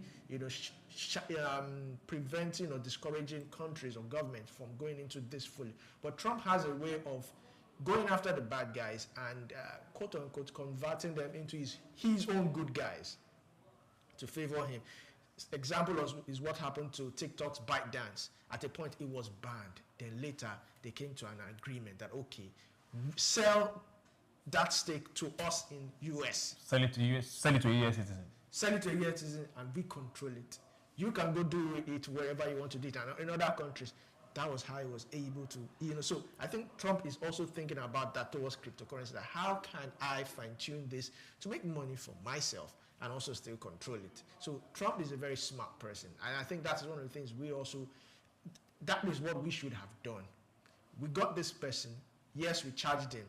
We could have also had a round table with him. I'm sure you must have heard so many times whereby banks will say, oh, so person defrauded them, and instead of arresting him, they would have a one-on-one chat with him. He would tell them how he does it. They might probably hire him. We've seen that abroad. They'll probably hire him so that he now becomes the security person, hindering other people. That's the way we should have gone about it. We should have sat down with these guys. How does this thing work? How can we also prevent fraudsters, money launderers?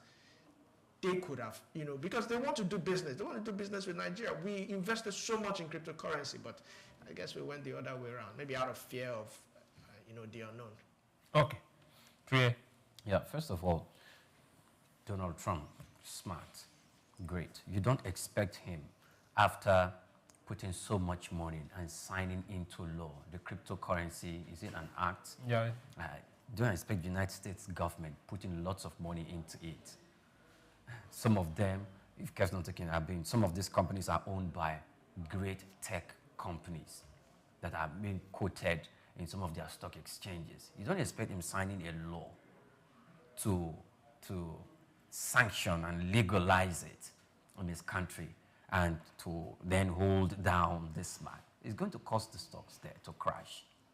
And even the come of the tech companies that are belling the cat in there, that are performing, that are high flyers in their stock exchange to crash. So I like what he did.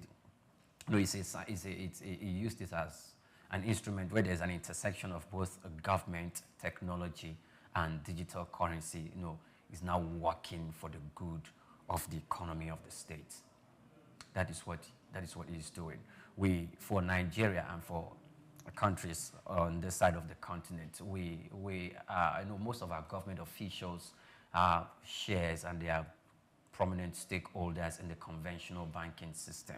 And they know that that conventional banking system, little by little, is going to be run aground through initiatives like the crypto and the digital currencies. That is why SEC, in its own, in its own intelligence, seem to, have done some form of reform where we now put some form of regulation for the digital assets to even play in their own space by virtue of the good works of Emomotimi Agama. So these are what we're supposed to do, but we will let him off and the conventional system is going to be sustained here, but it's not for long because other parts of the world are going. We need to catch up with them. And we know that Nigerian youth have the capacity to play in that space. Okay, we need to catch up. We need to add this earning to our non-oil revenue. That is where my mind is going to. Mukhtar, I'm coming to you right now. We know that Binance is the world's biggest crypto trading platform, both for those that are on-chain and those that are off-chain. And if I remember correctly, when CZ was arrested, a lot of people were thinking that platform was going to go down, but it did not.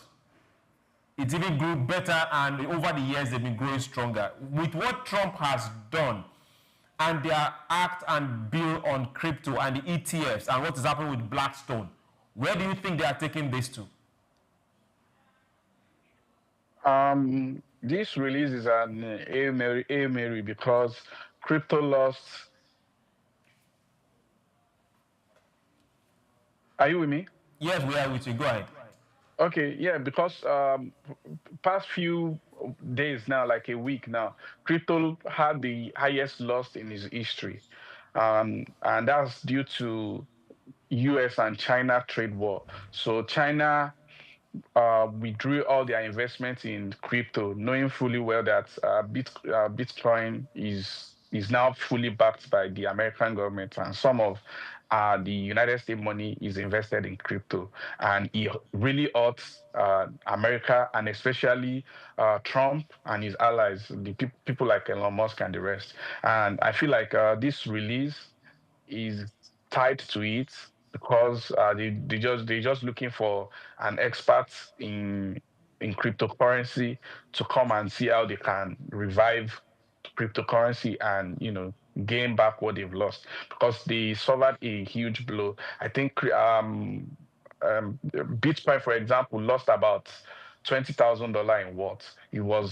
The value was around 129,000 US dollars, and then it crashed to about 109 or 107 thereabouts. So that was a huge loss for a lot of people in the business. And US being crypto being a policy that they've adopted, like you said earlier, they are trying to save it. And who else to call is one of the major dealers that they have, which is the head of Binance, to come and save them. But in defense of Nigeria, Nigeria has been very, very open-minded about cryptocurrency. As far back as 2021, during the time of the last CBN governor that we have a very bad memory of him, he started an initiative to create an e-currency for Nigeria, the e-Naira. He started it in 2021. I don't know how far the project has gone. We have a new CBN governor. I don't know if what he feels about it. Nobody has asked him lately about what's happening to the e-Naira platform. So Nigeria as a country, and April this year, the CBN has come out with regulations on how to trade cryptocurrency. And I fully agree with Nigerian trying the head of Binance, because they were undermining Nigeria as a country. They were undermining our currency. And in my own opinion, sitting down and negotiating with them is not different from sitting down with bandits that we all condemn, because this is a terrorist. The only difference is they are not carrying gun, but they were undermining our economy. If our economy crashes, it's the same thing that you get from what bandit is doing. People will die. So I fully support them trying him to the full extent of the law. And that is why when he got back to the United States soil, he was jailed too. So the fact that Trump is giving him a pardon does not make him a saint. And he is not the creator of cryptocurrency. He is just one dealer. And we have seen that Trump giving him a pardon as a direct parallel line to Trump's personal pocket, his own investment. He has an investment that is linked to this platform, and they have suffered a huge loss. So we can see all of these things, and he is trying to save his pocket. So that's my submission. Okay, from your submission, we're still on Trump. This is our last story for today, but it's going to be a very fast one. Now, this has to do with bilateral strain. Trump has angrily ended all trade, is on pause, all trade talks with Canada because of a controversial ad. United States President, you know him, Donald Trump, he abruptly terminated all ongoing trade negotiations with Canada on Thursday, citing what he described as a fraudulent political advertisement involving former President Ronald Reagan. The controversial ad, which appeared to feature Reagan criticizing tariffs, reportedly triggered Trump's fury. He claimed the video was misleading and, well, in bad faith. This is where we find ourselves right now. Our time is almost gone. Do you think Trump went too far? Or do you think Canada went too fast? Well, I cannot exclude both of them because Canada has always criticized Trump's administration. Trump has also tried to bully other people, and I think he's just, sometimes he does overboard, and when people now retaliate, it seems as if, oh, but you forget that you started this whole thing. Do you understand? So, well, I cannot exclude both of them. They both have their own faults. Trump would always react. He lacks emotional intelligence in the way he does. If you look at his interview, especially with journalists, and you see the way he reacts, you know that he lacks a lot of emotional intelligence. So, and that has reflected in some of the things. But it does not still hinder the way he goes about his things. He's still smart. He knows what he wants and all that. But you know, they are big guys. They will sort themselves out. They will sort themselves out. You say, too fast for Trump or too far for Trump or too fast for Canada? Okay. Yesterday, the leader of Canada, and that's Mr. McCartney, if I'm correct, he's going to be drawing up his first budget soon, and he made it pump and plain that his budget is going to be directed towards achieving the plan that the Canadian economy is less dependent in the United States and the United States dollar. I think, of course, as a sovereign state, he has that right, and he needs to make such projections so that the country can find a good ground to stand on its own. But from Trump, responding from that perspective by suspending, this is not the first time Trump is suspending this kind of, what's it called now? Tariff talks. Yeah, tariff talks with Canada. So I think Trump should be more lenient toward Canada. Why am I saying that? They are neighbors. They are so neighborly. So he's just angry now. And I think he's going to have a rethink. They have a very long history, not just neighbors. Yes, they have very long history. So they will come back, because I don't like it when these two fight. I don't like it at all. So I don't really have much to say. I am just on the side. I'm just on the side trying to feel that maybe we should bring both parties together, but Trump should take it a little more easy, because no country is an island by itself. We know that Canada, the Canadian automobile market, United States present a very big market for the Canadian automobile industry. And the way Amanda Trump is fighting, sometimes we feel like, hey, I can shut this up and I can take the tariff to the rooftop, and your economy is going to be affected in a very negative way. However, Trump should extend an olive branch, knowing that these are our neighbors nevertheless. So we cannot do that. Just the way they were very lenient towards the United Kingdom and the EU. Okay, Mukhtar, we're coming to you right now. Looking at what Trump's immediate reaction, do you think he acted too far, or do you think Canada themselves, they went too fast without even getting papers signed, and this kind of adverts are coming up? It was just a miscalculated negotiation tactics from Canada. So they did the hard. They bring an excerpt from Donald Reagan's presidential speech as far back as about few decades back, to advertise on the interdependency of both countries, to kind of like sway the negotiation they're having with President Trump. And, President Trump, being who he is a man that has so much ego, and is very, very sensitive, and he reacts very, very quickly. Yeah, that's the reason why he has his own social media platform, because he got tired of X deleting his tweets. So he said, hey, I'm going to have my own social media and communicate to my people directly, and nobody can take it down. So Canada is just trying to negotiate. It's just to sway him for a favorable trade trade terms. And Trump has been very, very obsessive with Canada even before, since he won the election. Remember, he started this campaign of Canada being the 51st states in America. He wants, he wants Canada to be a part of the U.S. and he threatened to withdraw electricity, military support, and then this trade war. He's fixated on that idea that Canada can be a part of America. And America depends a lot on Canada. Majority of American cars are produced in Canada. The aluminum, steel, there's so much.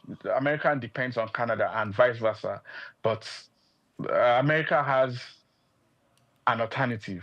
The alternative that Trump is currently fighting, which is Mexico and China. That's where some of these goods can come from. Trump is, I hope anybody understand his whole idea of trade war and, American First campaign that he's doing. The economy is growing weirdly. This is something that nobody expects. Sadly, not sadly, weirdly, the American economy is growing amid all of this trade war. But like Mr. Priye said earlier, they both need each other. The relationship is symbiosis. And some part of New York electricity is supplied by Canada too. Canada has threatened to cut the electricity, but that is going to be against a UN convention. But they said that is a card that they can play to if Trump forces their hands. Okay, thank you very much, Mukhtar. It's been our pleasure having you on SBL today. Do have yourself a very beautiful weekend. You too, sir. Thank you very much. Thank you. Thank you, Mukhtar. Okay, the knight himself. You look so sporty after here. I don't know which of the stadiums you are going to hit. It's going to be a very beautiful weekend. The rains tried coming and the rains went back after getting some of us wet this morning. To everybody out there, remember that your brother is not just your brother, he's also your neighbor. So your neighbor is also your brother, and this is our Nigeria. Nobody's more Nigerian than you. We keep saying that on this table on every single episode. Be the best version of you and be the best Nigerian you can ever have out there. My name is SOUQ, John Rogers SOUQ. We'll do this again next week. Have yourself a beautiful weekend. Fair one. Yes, I'm Oyin Priye Krumale. Good morning to you. Have a splendid weekend. And I'm Olumide Shokoya. Be a good citizen. Take Nigeria because it's the mind that needs to first of all be rebranded. Regulators said it's going to be putting Nigerian labor, Nigeria content and materials first. If you say Nigeria first and it is just us down here that, are pushing that agenda, it's going to be a big struggle. Do you think Nigerian firms, Nigerian organizations should start looking at getting their staff involved in this market or buying to keep for their staff? Within this side, let's also learn citizen diplomacy. See something. This is SOUQ business landscape. Cocoa has more than tripled in costs over the past year and is up 129% this year. The rise in cocoa prices is likely due to a global cocoa shortage. Climate change-induced drought has ravaged crops in West Africa, which contributes around 80% of the world's cocoa output. According to the International Cocoa Association, global cocoa supply will decline by almost 11% over the 2023-24 season. The world produces nearly 6 million tons of cocoa beans each year, and consumers may begin to feel the impact of this shortage by the end of this year or early next year. Nigeria's cocoa earnings in the first quarter of this year surged by 279%. Driven by a sharp increase in its prices in the international market. Data from the National Bureau of Statistics, NBC, indicates that in the first 3 months of the year, the value of cocoa exports totaled 408.66 billion naira. This represents an increase of 279% from the 179.5 billion naira recorded in the first 3 months of 2023. When compared to the preceding quarter, total cocoa exports increased by 138% from 117.29 billion naira recorded in the preceding quarter. Despite the significant depreciation of the naira in the first quarter of the year, the dollar value of cocoa exports saw a significant increase both year-on-year and quarter-on-quarter. There was a 63.3% increase in the dollar value of Nigeria's exports between the fourth quarter of 2023 and the first quarter of 2024. Using the closing rate of the dollar to the naira at the end of December 2023, cocoa exports for the period stood at $188.83 million. This increased to $312.19 million at the end of the first quarter of 2024, using the exchange rates at the end of March. Year on year, the dollar value of exports in the first quarter of 2023 stood at $223 million. Bayo Olaoye, SOUQ News.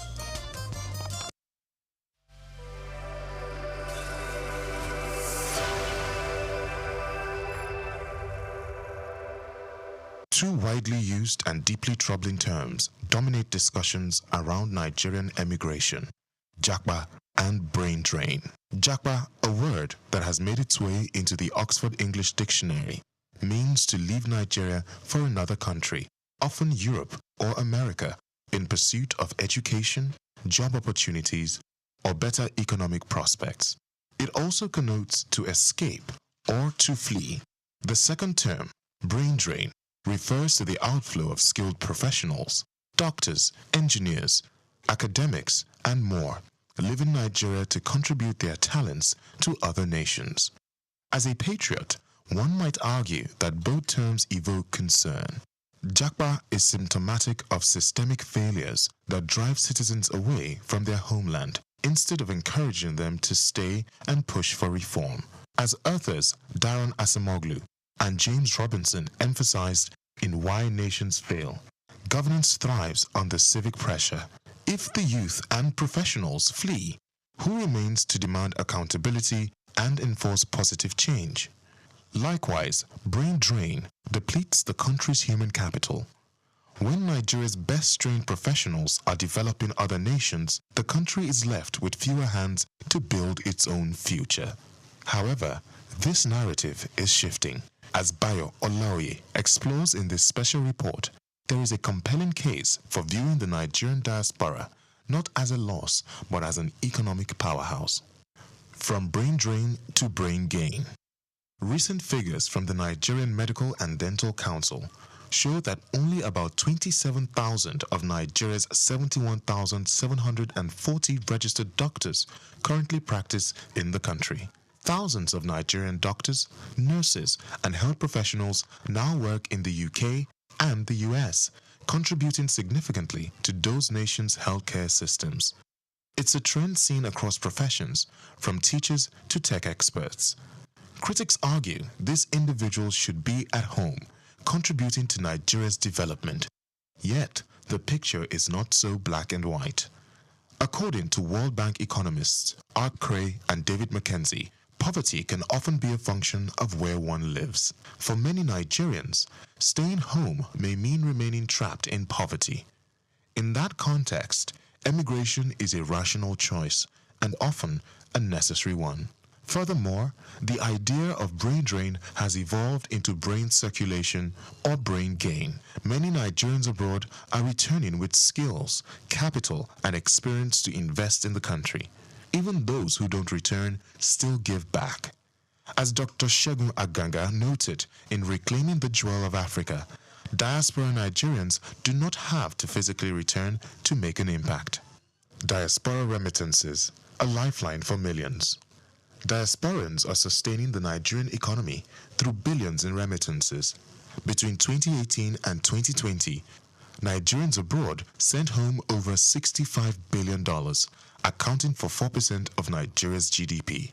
These funds uplift millions of households, offering relief from poverty, hunger, and economic despair. Remittances also help stabilize the naira, acting as a buffer against foreign exchange volatility.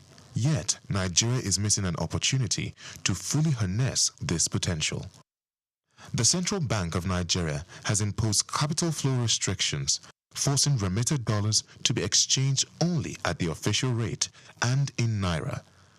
This approach discourages larger inflows and stifles the remittance ecosystem. Diaspora trade and investment, the next frontier. Beyond remittances lies a massive opportunity in export trade. A Commonwealth Secretariat report highlights how countries with large diasporas have a comparative advantage in export markets. With over 20 million Nigerians abroad, this is a goldmine waiting to be tapped.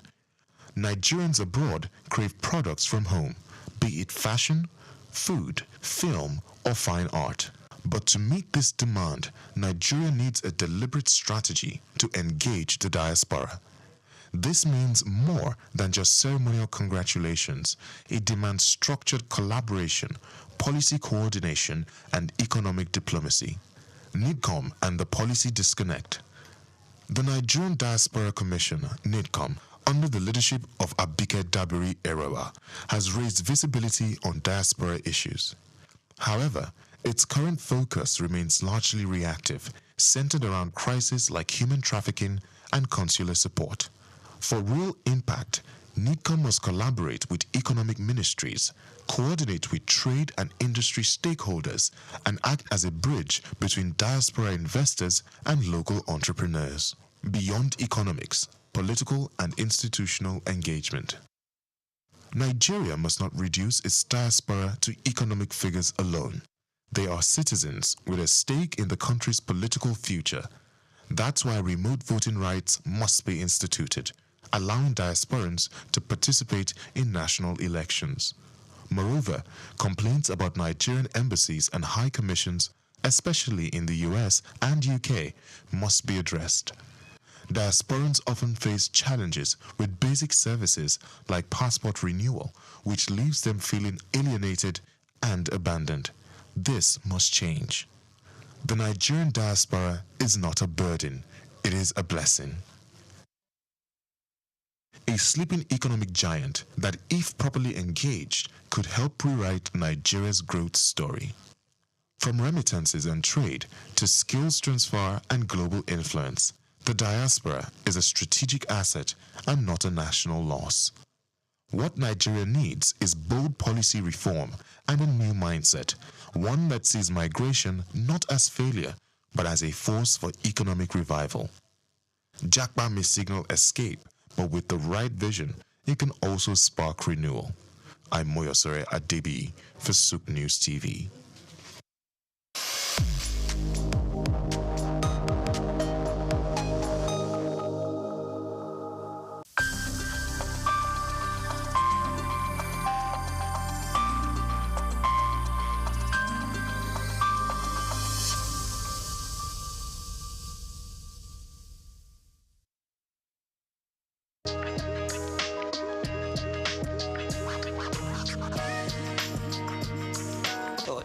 To start with, let me give some introduction to myself. As you said, I was a former commissioner of finance. I was a commissioner of finance during the Ganduja's administration from June 2015 to October 2018. I was there for 28 months, okay, as a commissioner of finance. And I had been with Bayero University, Kano, before I was appointed commissioner of finance. Still, I'm a professor of accounting in the university, but I double as a commissioner of taxation because at the Prince Abubakar Audu University, Ayumba, Kogi State, there was a chair that had been vested there by the Federal Revenue Service in 2011. And they invited applicant for that chair, and I was the successful person, successful applicant. So I still occupy that chair, even though the chair is not functioning. But I got the privilege of serving as the the elected or selected professor of taxation in that university. So I am in the area of taxation. I have done a lot of researches in that. And then I serve as the Federal Commissioner of the Tax Appeal Tribunal. So it was on 15th November that our tenure came to an end, from 2018 to 2024 November. So you can see that I have been involved at various levels on the issue of fiscal policy, tax revenue generation, tax revenue utilization.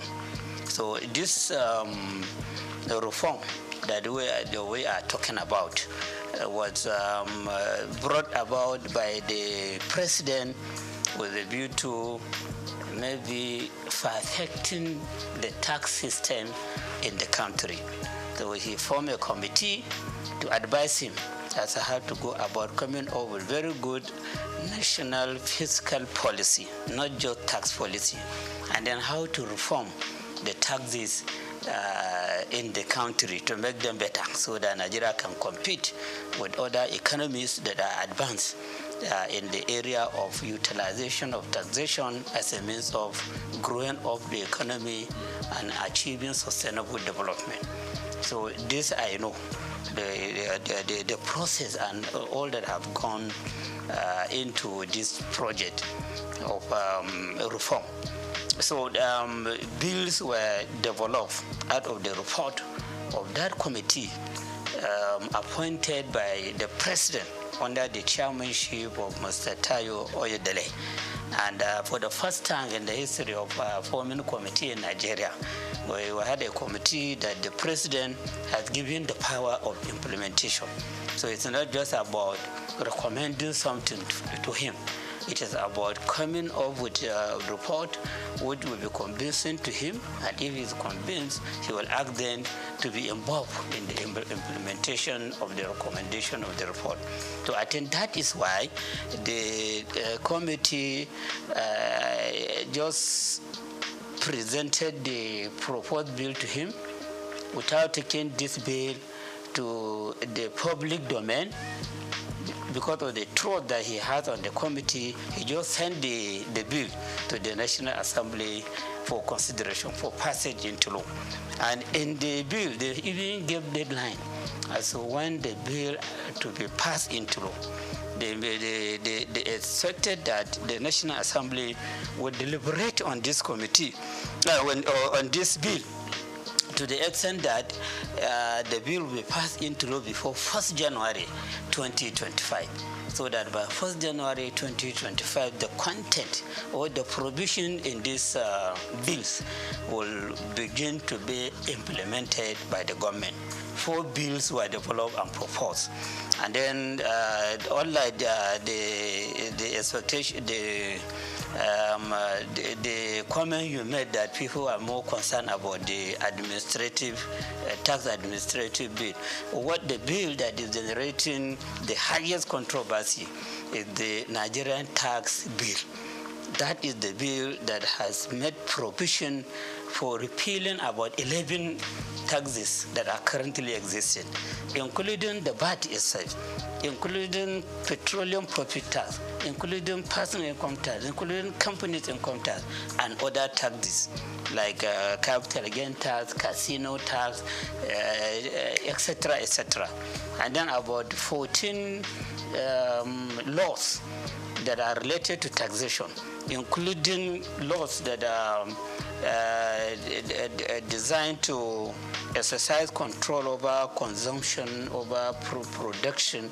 They made substantial amendment on them, and then take the amended part of those laws into the Nigerian tax bill, which means that the laws have suffered from, or they have enjoyed consequential amendment. So this bill, which is expected to become an act by 1st January, is now becoming an amalgamation of most of the taxes that Nigeria is using now. Most of the taxes, those that have been repealed, part of them, part of the provision in them have been injected into the Nigerian tax bill. Those that have been considered for consequential amendment, they are also captured in the Nigerian tax bill. And then they made a lot of paragraphing, creating part, creating section, etc., etc., to the extent that the content of that bill is about 220 pages. So you have to develop the stamina. You have to be used to reading before you read everything from the beginning to the end. And if you don't do that, you may miss a lot of things. And you may be talking ignorantly about the content of the bill. And unfortunately, that is what is happening in the public domain. You hear people talking ignorantly about the content of the bill. They just listen to news, radio, television. When they hear the comment of somebody, then they will amplify that comment ignorantly without reading the bill and understanding the content of the bill. So that is the one that is enjoying the greatest controversy. Of course, others too are enjoying some controversy. The Nigerian tax administration bill, because it is in that bill that the new sharing formula for VAT was stated. VAT have been extensively explained or described in the Nigerian tax bill, but how to share the proceeds of VAT have not been captured there. That provision could only be seen when you go to Nigerian Tax Administration Bill, which is the bill that has been designed to show how the tax authorities in the country at the federal level, state level, and local government should be relating with one another so as to avoid conflict, so as to avoid a situation whereby all of them may go to a taxpayer with different dimension of claims. The bill was designed to achieve this main objective, to resolve the conflict that has been happening between tax authorities or even revenue generating agencies. Because when you talk about the revenue, we shouldn't be talking just about the tax revenue. You have revenue that custom is collecting. That bill, second bill, is saying that customs should no longer be involved in collecting revenue. It is the Nigerian Revenue Service that should be collecting. Customs, let them take care of their responsibility of checking item coming in, item going out, which is another area of clash. These custom people, they are used to collecting money. Okay, and they are used to, many of them, a lot of allegations are there as to how they are collecting this money, how they are not remitting the correct amount. So now, collection of custom duty will no longer be the responsibility of custom official, custom service. It's the Nigerian Revenue Service that should be collecting. The same thing with all other agencies of government that are considered as revenue centers. So that bill has made adequate provision to show that they know the moment this bill is passed into law, they don't have any power to collect revenue. It's the Nigerian Revenue Service that should collect. Let them deal with their own responsibilities of stabilizing the economy, ensuring control over consumption, over production, over whatever. But then collection of revenue is not their own. And then between the said Internal Revenue Service and the Nigerian Revenue Service, there should be harmony. If there are revenues sources that are difficult for the said revenue service to utilize in generating revenue, they can bring in, they can collaborate, or they can reach agreement with the Nigerian Revenue Service to do the collection and then share the amount collected as per the agreement, or take cost of collection as per the agreement and then give the State Internal Revenue Service or even local government revenue committee what they deserve. So the expectation of the Nigerian Revenue Nigerian Tax Administration Bill is to bring about harmony and understanding.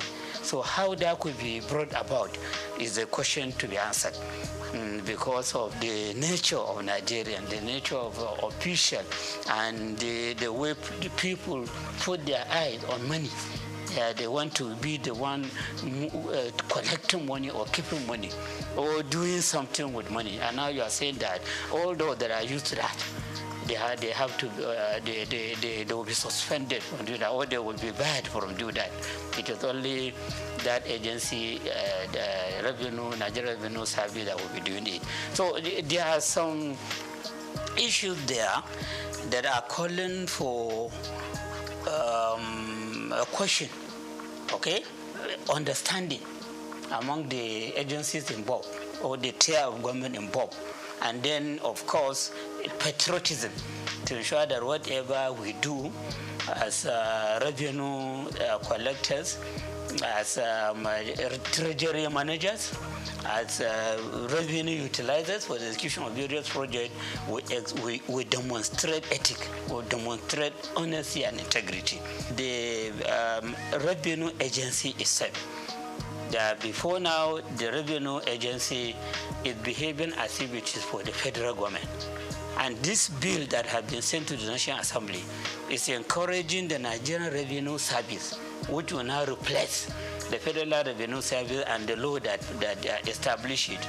It's encouraging it to consider itself as a federation agency, not federal government agency. It is to be serving the interests of the federation. And so the concern of the state should be addressed by that agency. The concern of local government should also be addressed.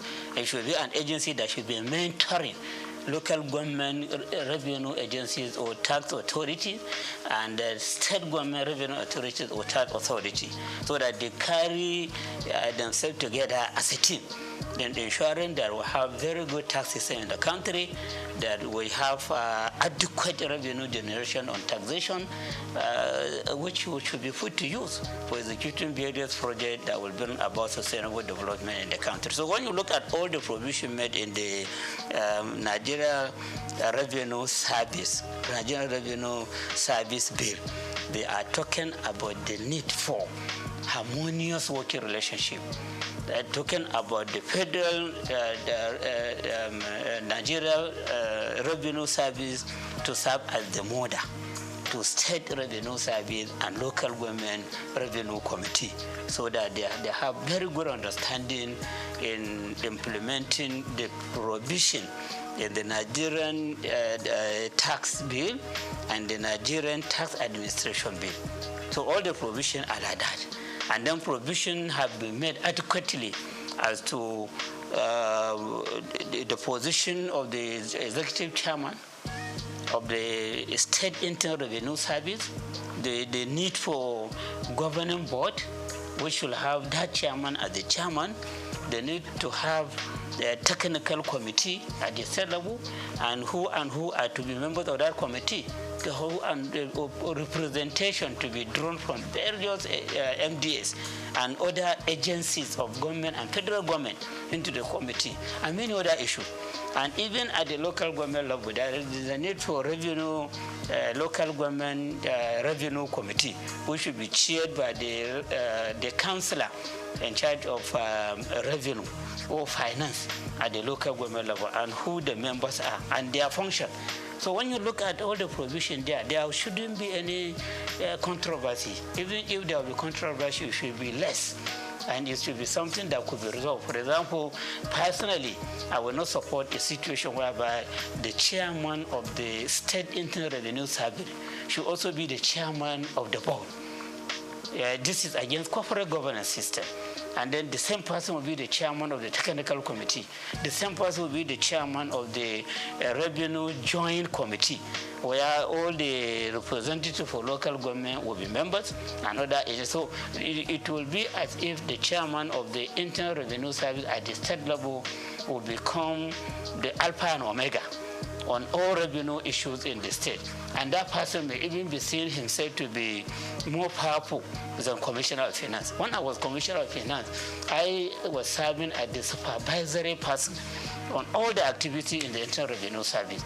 The chairman of Internal Revenue Service should be reporting to me, should be taking orders to me. He shouldn't be going directly to the governor. But the provision is showing that the chairman of Internal Revenue Service is equal to the commissioner. And in fact, they were even saying that governor is just to nominate him and has to go to the House of Assembly for clearance. Just as commissioner will go to House of Assembly for clearance. And there is no provision to show that this person should be answerable to the Commissioner of Finance. So something like this, I think many people may not see it, but with my own experience as a Commissioner of Finance, who have been intimately related to the Minister of Finance that time, I know the problem many states were facing as they empower the chairman of the Internal Revenue Service, they empower too much the Accountant General against the Commissioner of Finance, who should be the supervisor to all these agencies of government. So issues like this are there, and appropriate action need to be taken by the National Assembly in correcting the lapses in the bill. Then the last one, which is about institutionalizing revenue board. Okay, a revenue board. Before we have joint revenue board. Before we have joint tax board. So now that joint tax board is an appendix of the personal income tax. It's just under personal income tax. So now the drafters of the bill, they will want joint revenue board to be on its own. I have a law supporting it, so that at the federal level, where we have the chairman of the Federal Revenue Service, he will now serve as the chairman of the Joint Revenue Board. Then all the chairmen of the Internal Revenue Service at the state level will be members. Ministry of Finance will have a representative. Ministry of Budget and Planning will have a representative. And you have some other agencies of federal government that may send representative into that board. So that board will be taking decision on monthly basis on where improvement should be made, how to solve problem between one tier of government and another, and many other things, which will be very, very beneficial to the president or the Federal Executive Council, and then beneficial to governors and the various state executive council on fiscal policy and on utilization of taxation to generate revenue and on utilization of the revenue being generated by these agencies. Because many people are having the feeling that the agency, they collect this money and they spend the money. But in real sense, they only collect, but they remit to the government, into the treasury of government. So while they collect, they have the responsibility of collection, they don't have the power to spend a kobo from the amount generated. It is the government that takes care of that. So the Joint Revenue Board has been given a lot of responsibilities in that bill. So when it becomes act, become a law of itself, so the Joint Revenue Board will now be more powerful than what we know before as Joint Tax Board. So this is just the summary of the bill that have been sent to the National Assembly for passage into law.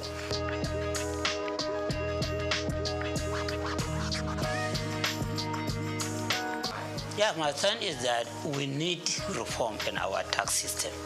As a student of taxation, I have the belief that no economy can make any progress